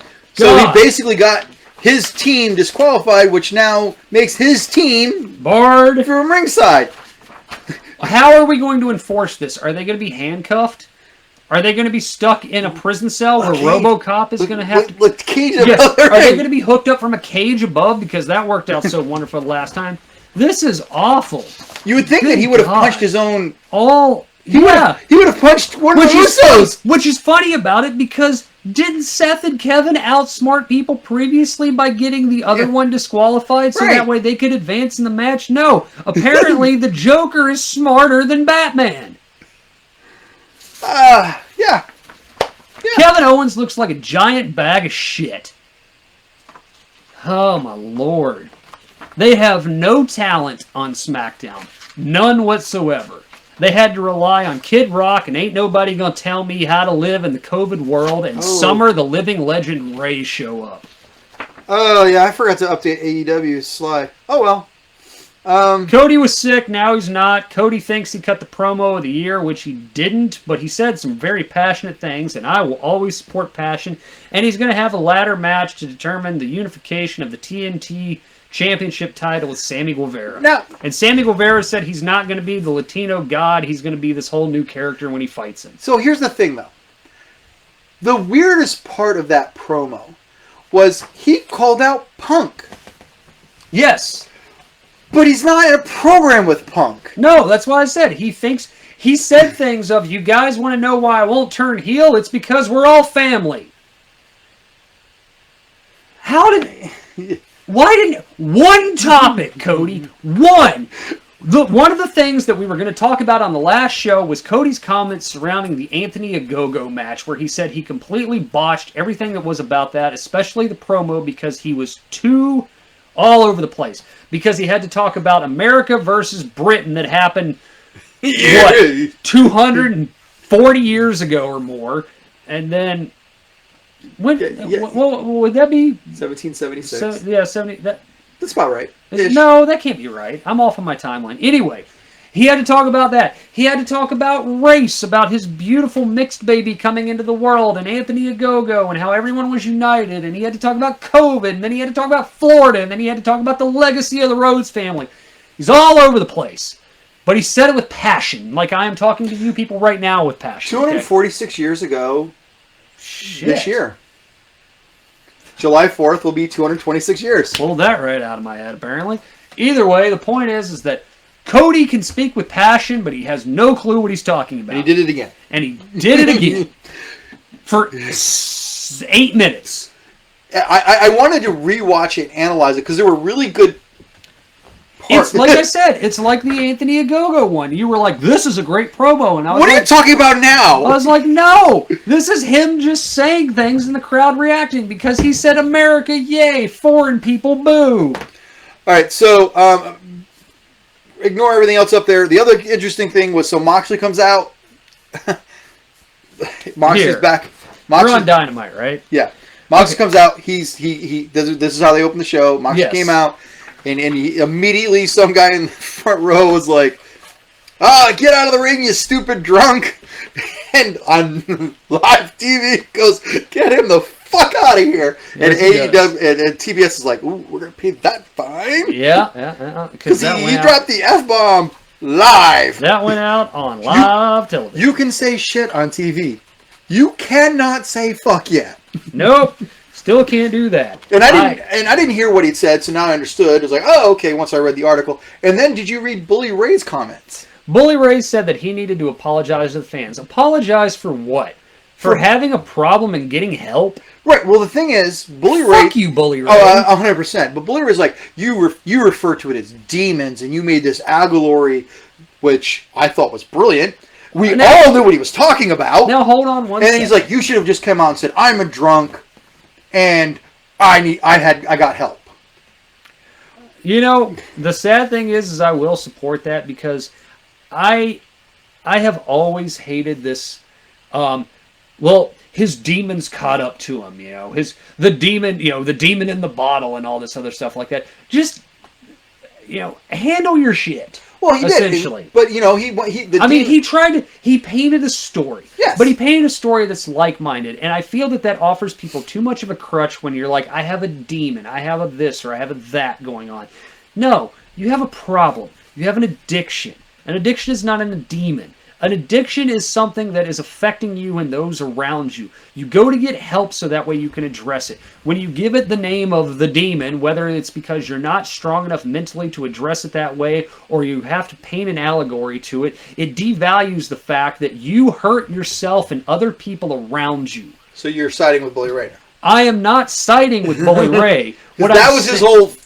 What I'm saying though is yes, I'm not siding with Bully Ray. What I'm saying is that I do believe that there is just too much of this publicity media style, and I know I sound like a conspiracy nut as I use those words, but there's too much of this easily painting an addiction with colorful words.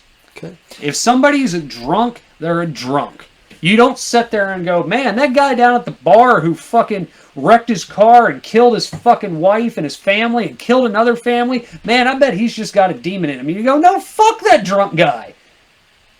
Did Jon Moxley kill anybody? No. Did he have a problem and get help? Yes. Should he have probably came out, as Bully Ray said, and said, hey, I had a problem and I got help? Yeah. But he's a storyteller. He's trying to tell a story. I got lost on what he was talking about as much as the Cody promo.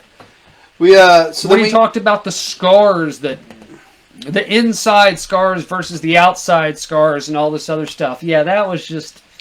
So then we got more dissension. Wardlow is going to definitely leave MJF soon. Yeah, and probably go to the WWE. That is a rumor.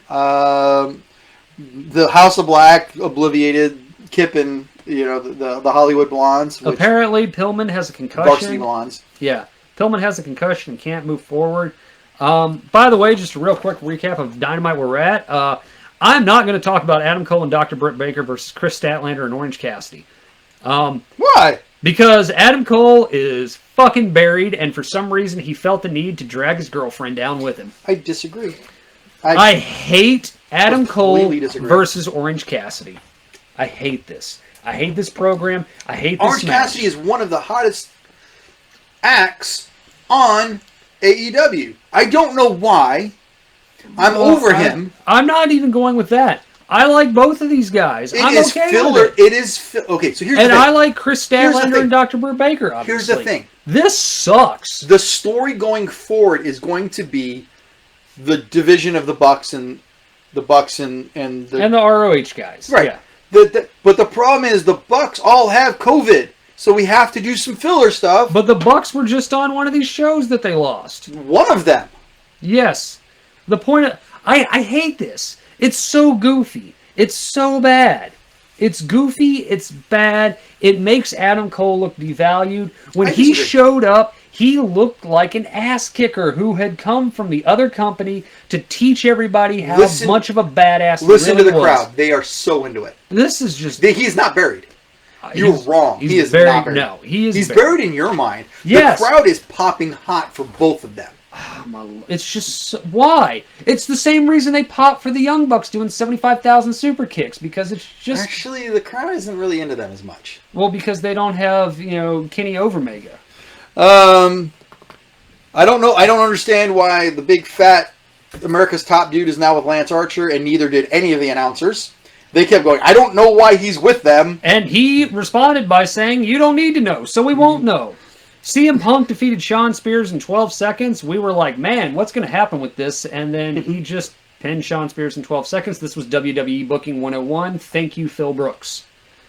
Brody King and Malachi Black debuted together. They destroyed Pillman and Garrison, as we talked about.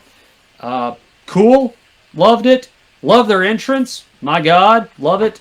Lance Archer defeated Frankie Kazarian because I don't even know why Frankie Kazarian has a job anymore. He's like 60.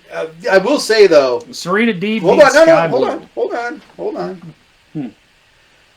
Lance Archer is contending for the title. Yes. He did not look like he deserved a title match in this match. He was out of breath so bad. Kazarian, which you may not like him, but he's a consistent worker. I like Kazarian. I'm just saying, Kazarian has been around forever. Right. The same thing with Daniels, and they had to break up forever because they had to break up forever. But he was as a constant professional. He is a great enhancement position, but he made Lance Archer look bad. Yes. That's kind of what I'm getting at, is that the guy who won the match didn't look like he should have, and the guy who lost the match looked like he should have been the one fighting for the world title. Right. Serena Deeb beats Sky Blue in 2 minutes and 50 seconds because Serena Deeb's awesome. Darby Allin and Sting defeated, the Acclaim? The Acclaim. The Acclaim dropped a rap song that made me so angry that I don't ever want to see them again, because they basically called Darby and Sting fags, and they were going through goth phases and all this other stuff, and I don't know how this aired. Oh, you're talking about the old one. You're talking about the... Okay, so the thing that he said during this one was that I'm going to make you look as bad as you did in 97 versus Hulk Hogan. No, that's this one. Okay. They did a music video I saw the video. About two grown men going through a goth phase or whatever, and then he basically insinuated that they're gay. The song was catchy, though. No, it wasn't. It was not. He had too many words in for his beat for what he was trying to do. The rhythm. I didn't say the song. The rhythm wasn't on top either. The mix was nice that they did for it. But again, as this company, even though if you're pointing towards more of an adult male company for it, still, some of the innuendos that they laid through was pretty fucking offensive. I guess I didn't see that one. But the important thing is Sting jumped off of the... Sting did a diving crossbody off the top of the ring post to the floor, and I went, oh my God, he's 62. Put him through the table. What are you doing? What are you doing? Apparently proving that the Stinger is like, hey, you know what? Still got it. Every year, people talk about the Mount Rushmore of who's going to be on it. And I'm always talked about as one of the greatest, but I never seem to make it to that Mount Rushmore. You people need to stop sleeping on old Steve Borden over here, because I'm still doing it better and longer than anybody else has who's been from my generation. And he did most of the match by himself because they took out Darby at the beginning of the match. Yeah, no. This was brilliant. And then as the show ended... but they had to record it. Sting calls out Tony Khan, and he tells Tony Khan, thank you for allowing me to put another ending in the chapter of my legacy and having me redeem myself in front of the Washington, D.C. audience and allowing me to write my story the way that it should have been written. And basically, Tony Khan just sat there like a little kid who got told by his granddad that the model car that he built looked good. Rampage. Mox has a match. Mox had a pretty good match against Ethan Page. Yep. Mox also looks like he's dropped about 25 pounds of liquor. Yeah. But he's still... he's not a face. He's not a heel. He's an asshole. He's still Stone Cold. Yeah, when he came to the ring and he rips those things and hits people. And yeah, when he came to the ring and threw the chair in the ring, I was like, oh God, no. I was like, this is what turns you into a drunk to begin with. I was like, don't have a garbage match. They didn't have a garbage match. They had a good match. The second match was not the match that was advertised, but the match he got because COVID. Trent Beretta is also apparently signed to a contract with AEW because Tony Khan has to hire everybody. You can't hire everyone, as Dad says all the time. Hook defeated Serpentico. What are your feelings on Hook? This is the problem with Hook, okay? They're booking Hook as the hottest young act in wrestling. They're saying that the fans and everybody are behind him, and they kind of are. I don't think they're as behind him as they want us to believe. They're not as behind him as what they want us to believe, but here's the thing with Hook, okay? He's Taz's kid. We know this. But... which I pointed out to Kevin. I go, this is Taz. He goes, must get his genetics from his mother. Yeah, because he's over 5 feet tall. And he has hair. And he's ripped. Here's the thing with Hook. He's young. He's not bad. He has decent facials for what he's trying to do. His moves aren't too bad. He looks pretty crisp in there. I don't think he's where he needs to be yet, but the WWE needs to take a look at this, okay? And the reason why is all of the things that I just said. New, young, second generation, talented, green. How do you make him look good? Well, you have him win. You have him win looking dominant and clean. And you have him be a character that's not silly. So, but you're saying Hook is what 2.0 was supposed to be. Yes! Hook is what NXT 2.0 should have been. He's being booked great. And he's not bad to be booked how he's being booked. He doesn't talk. He's like a little Goldberg. He comes in. Enough of Taz. He does what he needs to do. QT Marshall had a thing with him. He just suplexed him on his head and said, fuck you, and walked over his dead body and walked back to the back. He's cocky. He's believable. He's talented. I'm not 100,000% behind Hook because I still haven't seen it yet. But the kid has it. I just haven't seen him implement it yet. He does not need to be the main event. Yeah, no. He's not. He is not your world champion yet, but he could get the TNT championship.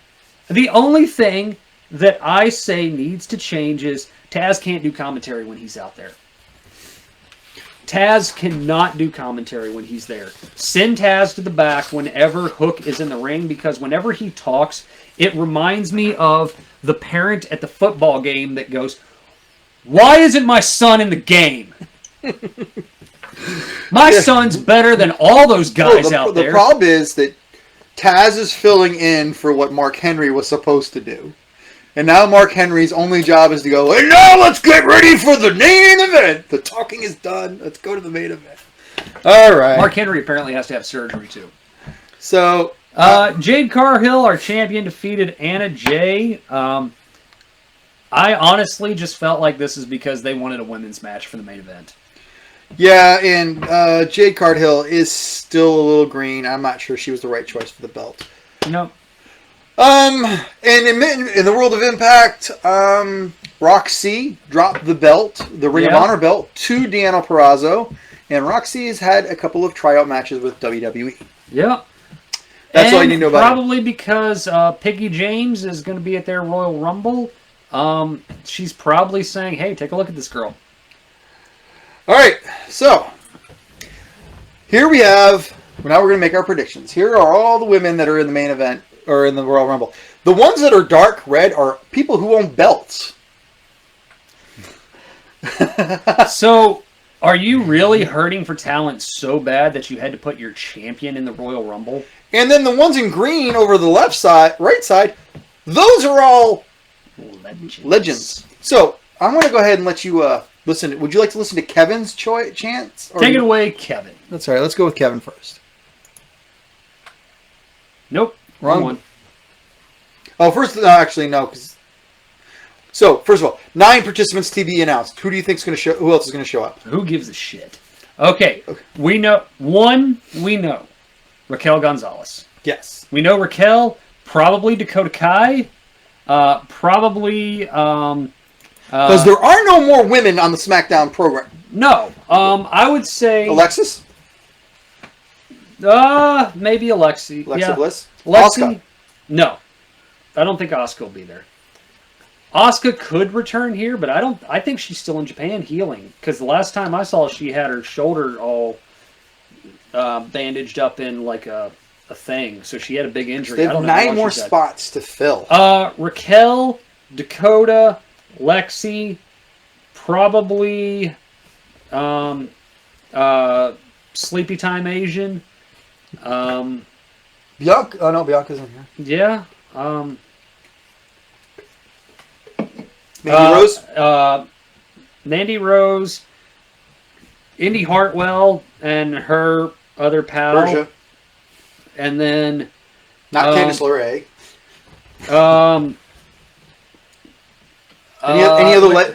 what other legends? Who's left? Tammy Lynch? No, Tammy Stitch. Sitch. Tammy Sitch. I was like, oh, no, Kelly's in there. All right, so... all the same legends that they've had. Yeah. I mean... Molly Holly's not in here. Molly Holly's not there, but I don't think Nora's going to come back for that. So who's going to win? At this point, probably Lita. I think it'll be Lita or Bianca. Bianca Belair should win. Lita will absolutely... Come down to the Final Four? Lita will absolutely get rid of Charlotte Flair. You think she'll dump... Honestly, at this point, with how they're booking it, I wouldn't be surprised if Charlotte Flair won. I would not... The only other person that... So, I have given up hope that my girl Rhea will be booked properly. Right. I'm not giving up hope on you personally, baby. I just know that how long does Mickie James last? That's the big question, is how long does Mickie James go down? The Final Four will probably be Charlotte, Mickie, Lita, and Bianca. Charlotte, Lita, who else? I said Mickie and Bianca. The only thing I could see from this that I'll throw a variable in is that they might let Raquel Gonzalez win. My last 4 is going to come down to Charlotte, Lita, Lexis, and Asuka. So you're going to say Asuka's the surprise. And I think Lita's going to win. You think Lita's going to win too, right? Honestly, I wouldn't be surprised if Charlotte won. But you think Charlotte? Okay. I would not be surprised if Charlotte Hey, what do you think? And then let's ask our friend. However, though, I do think you're right. Lita's going to eliminate Charlotte. So, tonight we're going to ask the Powerbomb Weekly Guy. Who do you think is going to win the women's Royal Rumble? The Women's Powerbomb Weekly? Oh, the Women's Royal Rumble? Yeah. Do we pay attention to the Women's Royal Rumble? No, we're at the bathroom. I don't know if we... Because the Women's Royal Rumble is like Gunter. 5 good wrestlers and about 15 pretty girls that can't really wrestle. This is the WWE after all. But let's be honest. Is somebody famous coming back to wrestle in the Women's Royal Rumble that hasn't wrestled in a while? Is that what I heard? Lita. Is that Lita? Is that Lita? The hottest woman who's ever wrestled in the WWE? Trish Stratus. One of the greatest divas that's ever wrestled in the WWE? She's going to win the Royal Rumble. This is as much of a no-brainer as Michael Burdett being the greatest host in the history of Powerball Weekly.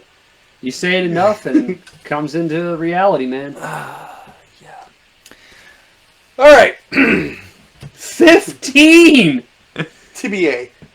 Okay, you know what I'm doing right now at this point for everybody sitting at home watching? Vince McMahon, everybody that's in the back in the office right now, because apparently all you have to do in order to be in the Royal Rumble is just come out and say, I am officially announcing my entry into the Royal Rumble, much like Johnny Knoxville did. Right now, here, as an exclusive Powerbomb Weekly, I am announcing that I will be participating in the 30-man over-the-top rope battle Royal Rumble match taking place this Saturday at wherever the hell they're at. Because apparently that's all you have to do. There's no qualifying. There's no matches. There's no... Remember when they used to do a lotto wheel? Yeah. And people would reach in and grab numbers and things like that for it? No. People just come out and go, I'm in the Rumble. Because that's what Johnny Knoxville did. I wouldn't be surprised if Johnny fucking Knoxville won that.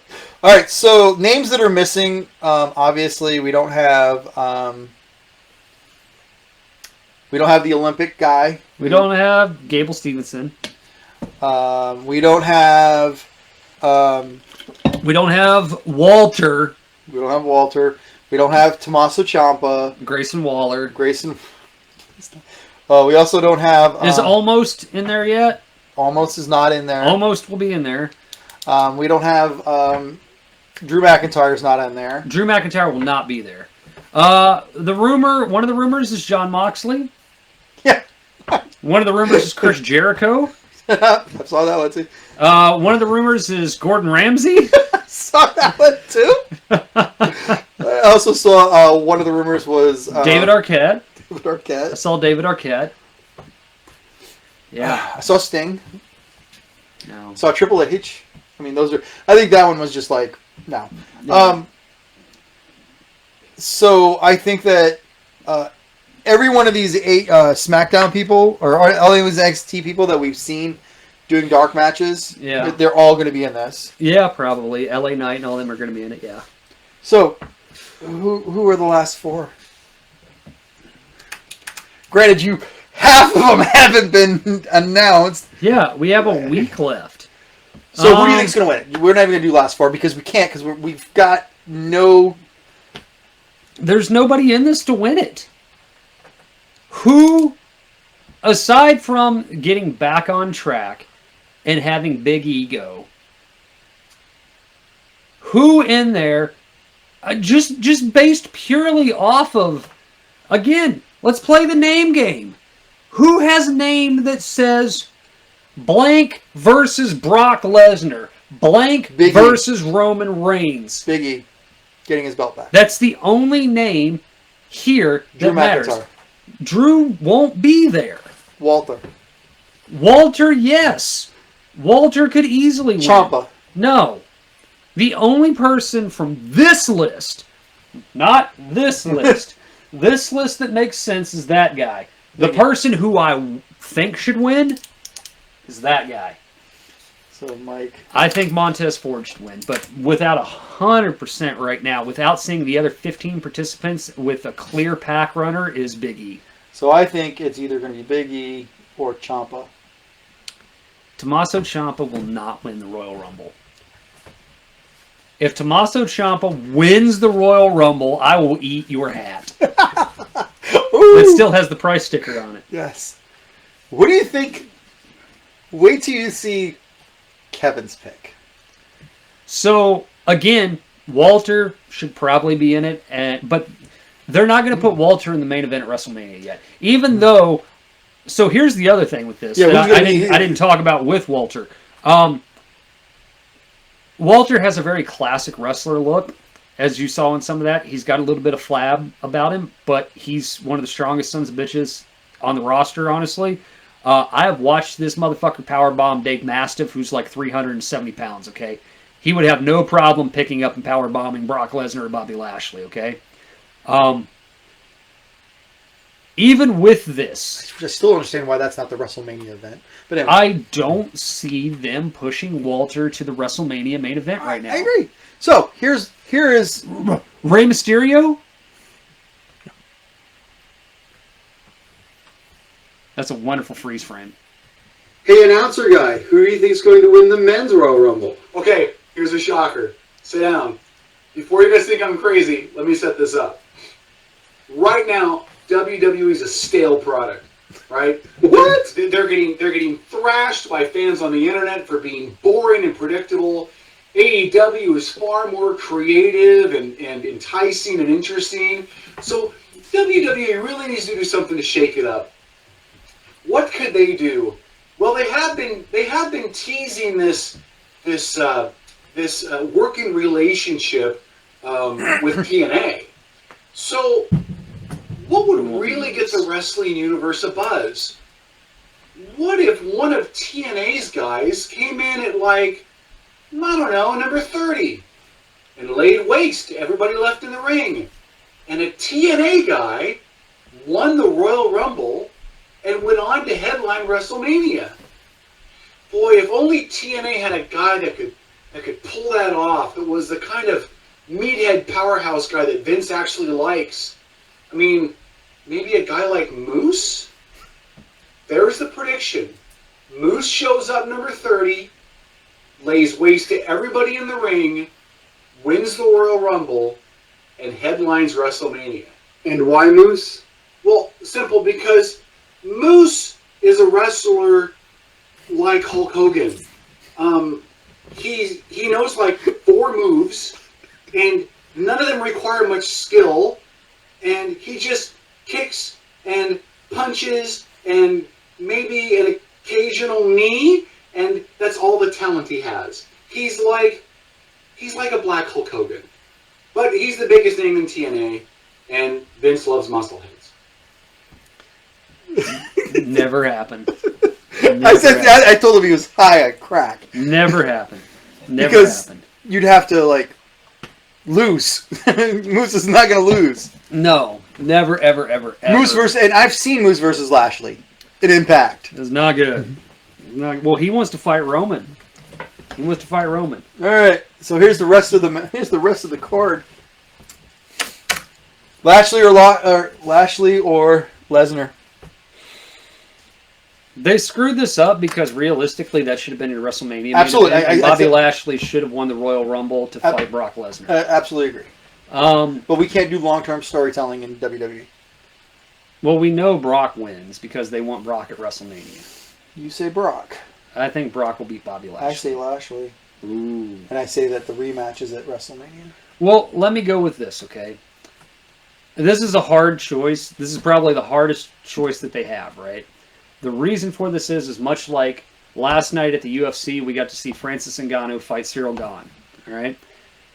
I said that Francis would win, but I would not have been shocked if Gane would have beat him, right? Mm-hmm. What I was shocked by the fact that they went all 5 rounds and Francis won a decision because he out-wrestled the guy. Francis Ngannou is known as a one-punch knockout powerhouse guy, and he proved he could wrestle. That's the thing with this match is they're trying to build this up as a legitimate contest. Mm-hmm. And Lashley has said, you're not going to see a wrestling match. You're going to see a fight. So here's what But we also know that Brock Lesnar is under contract to never do more than 12 and a half minutes. This is going to be Lashley winning.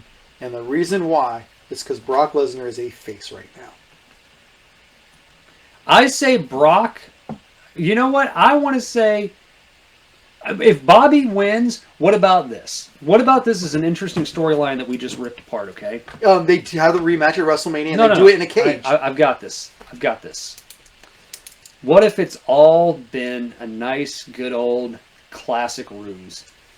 Lashley buries the Hurt Business. Lashley beats up the Hurt Business. But in reality, the Hurt Business is back to business. And they actually come down and they help Bobby win the match against Brock. Oh, because that would never have happened ever in the history of wrestling. I know. That's why I said classic. I said a classic double switch. You also remember we have to do an elimination match next month in Saudi Arabia. But that doesn't count, right? No, but they need to have big names for Saudi Arabia. Look, Blood Cage does not count. Okay, so I pick you picked Brock, I picked Lashley. Yeah. Rollins and Reigns. Yeah, Reigns is... If Seth wins this, I will be shocked. Okay. Dewdrop or Lynch?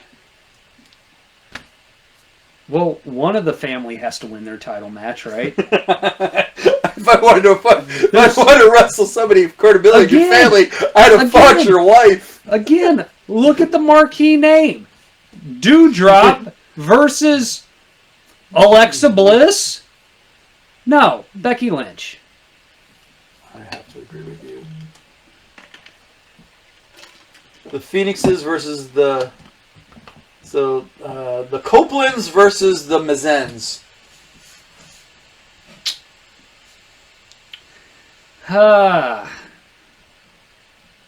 again, this feels like that should have happened at WrestleMania for the spectacle for what it is. I don't know why they're trying to build the Rumble up as, I don't either. insane. I don't either. Like, I know it's one of the big four, if you want to call it that, but I don't know why they're wasting their WrestleMania matches at the Rumble. Because their Intercontinental Champion has been injured for 6 months and hasn't defended his belt in 6 months. Yeah. Whatever happened to 30-day contracts on... We know that doesn't... But you're telling me that Shinsuke Nakamura has been factored into their plans? No. You've got Damian Priest wrestling in the Royal Rumble. You've got the Tag Team Champions wrestling in the Men's Royal Rumble. You've got the Women Champions in the Royal Rumble because you don't have enough women, period. I mean, I don't know who wins this match. Probably... I mean, they're going to have to do the trade. I assume... I'm going to say Miz and Maurice win because Edge won the last one. I have the Copeland's linen, so we'll see how we do. Yeah, and we are... Aside from Becky and Seth, we are. Yeah, we're not on the same plane at all. No, of the 5 matches, we only agree on. I mean, even the Royal Rumble, I don't even think we had the same last 5 people involved, did we? Well, no, we both had Charlotte in the end. You said Lita, I said Charlotte. Right. Just because that's going to be the WrestleMania match anyway. Yeah.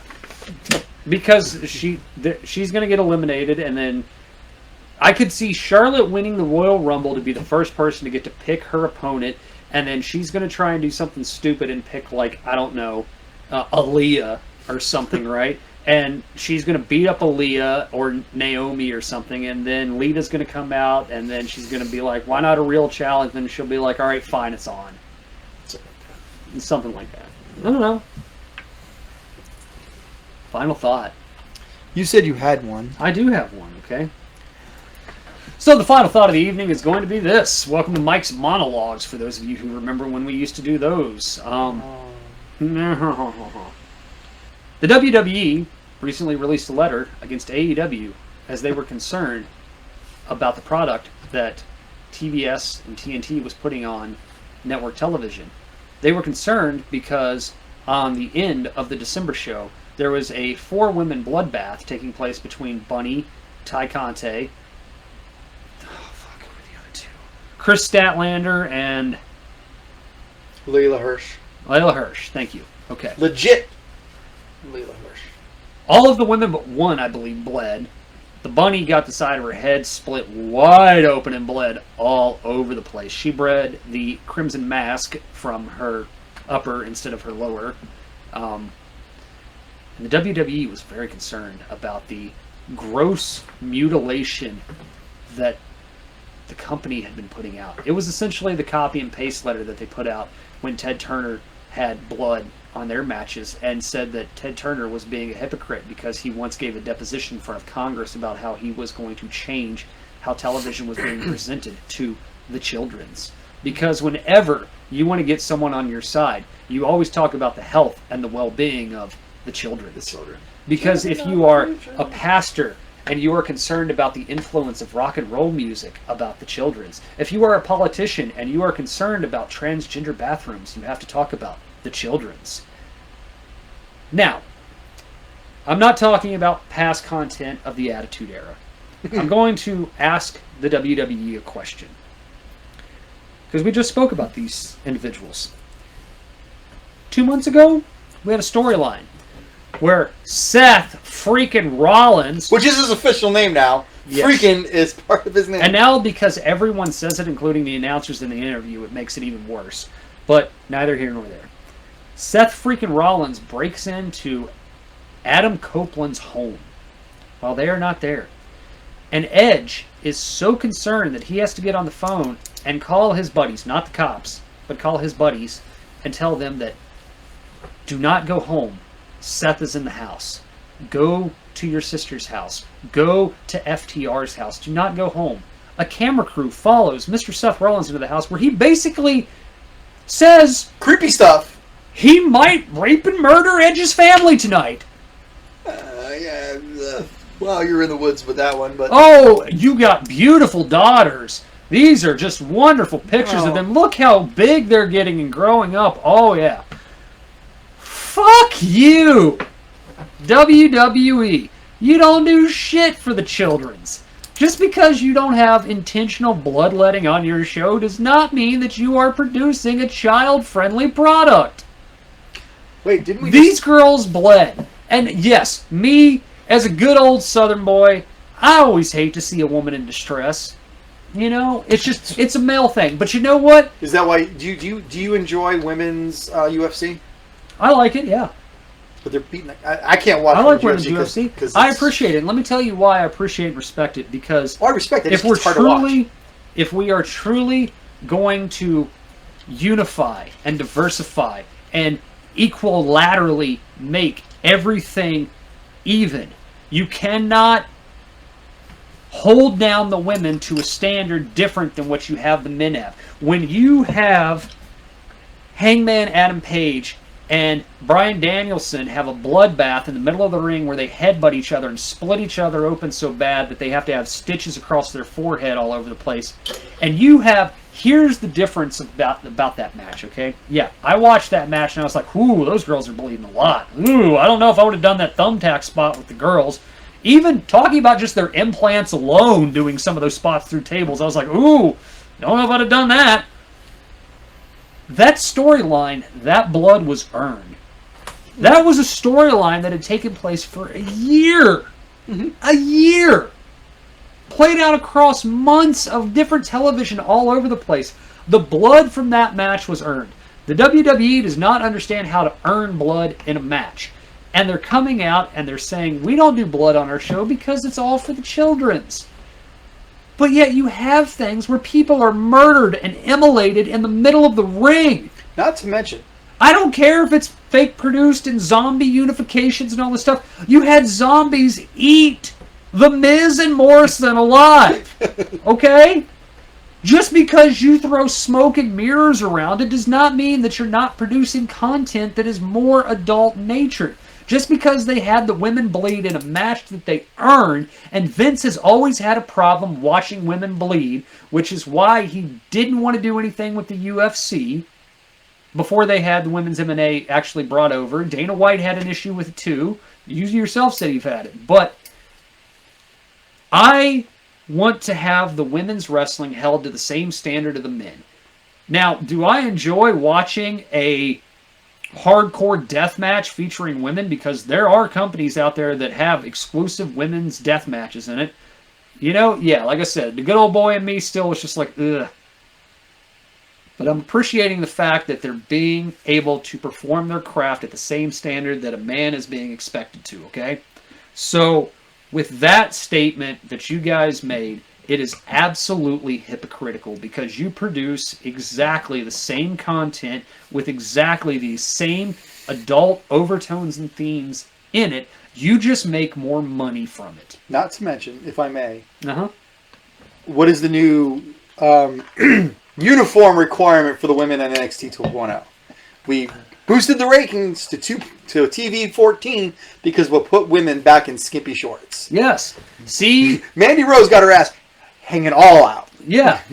I mean, that's just a thing for it. I mean, and like I said, storyline-wise, you literally had a home invasion storyline and then proceeded to ask a woman who had her home invaded with someone who intended to do very bad things to her how she felt about it. Yes, you also burnt a man alive. You burnt a man alive, and then you had another person get their face melted off. Oh, you just had another person on your NXT show get their face melted off.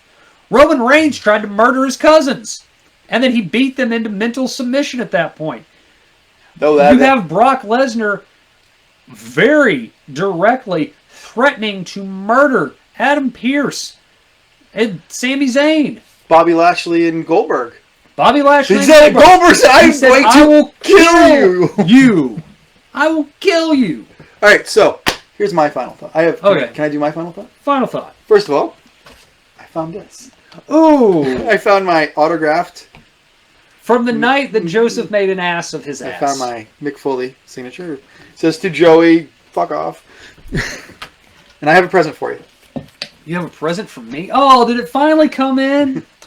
Butts in Seats, the Tony Schiavone story by Dirk Manning, Tony Schiavone, and friends. The middle of the book does in fact have the Butts in Seats story. Go behind the action with biographical graphical novel following the career of legendary professional wrestling announcer Tony Schiavone. I flipped through it. It looks pretty good. It shows him in Starbucks and... So... I'm assuming that's Ric Flair or someone who's just like... Naked. Naked in the back of it. Okay. Him hanging out with Sting. Okay, that's Bobby Heenan. There's some bonus stories at the back. Some guy's taking a shit. So That's crazy. This looks awesome, man. Thank you very much for this. I'm glad it finally showed up. Yeah, that's your Christmas present. Thank you. 3 months later. I got you nothing other than my smiling face. All right, so that's all we got for this week's show. Thanks for watching. Thanks for all the comments, Joe Beth. We appreciate you. Love you, hun. See you in 20. And talk to you next week when we go over the results. Let us know your thoughts and predictions coming up on the page. We'll have a poll about who do you think will win the men and the female Royal Rumble. What do you think about current storylines that are going on right now? Please tell me why AEW, a company that I trashed for a year and a half, has now become my favorite wrestling program. Will WWE be drug into a public lawsuit featuring MLW? Probably not.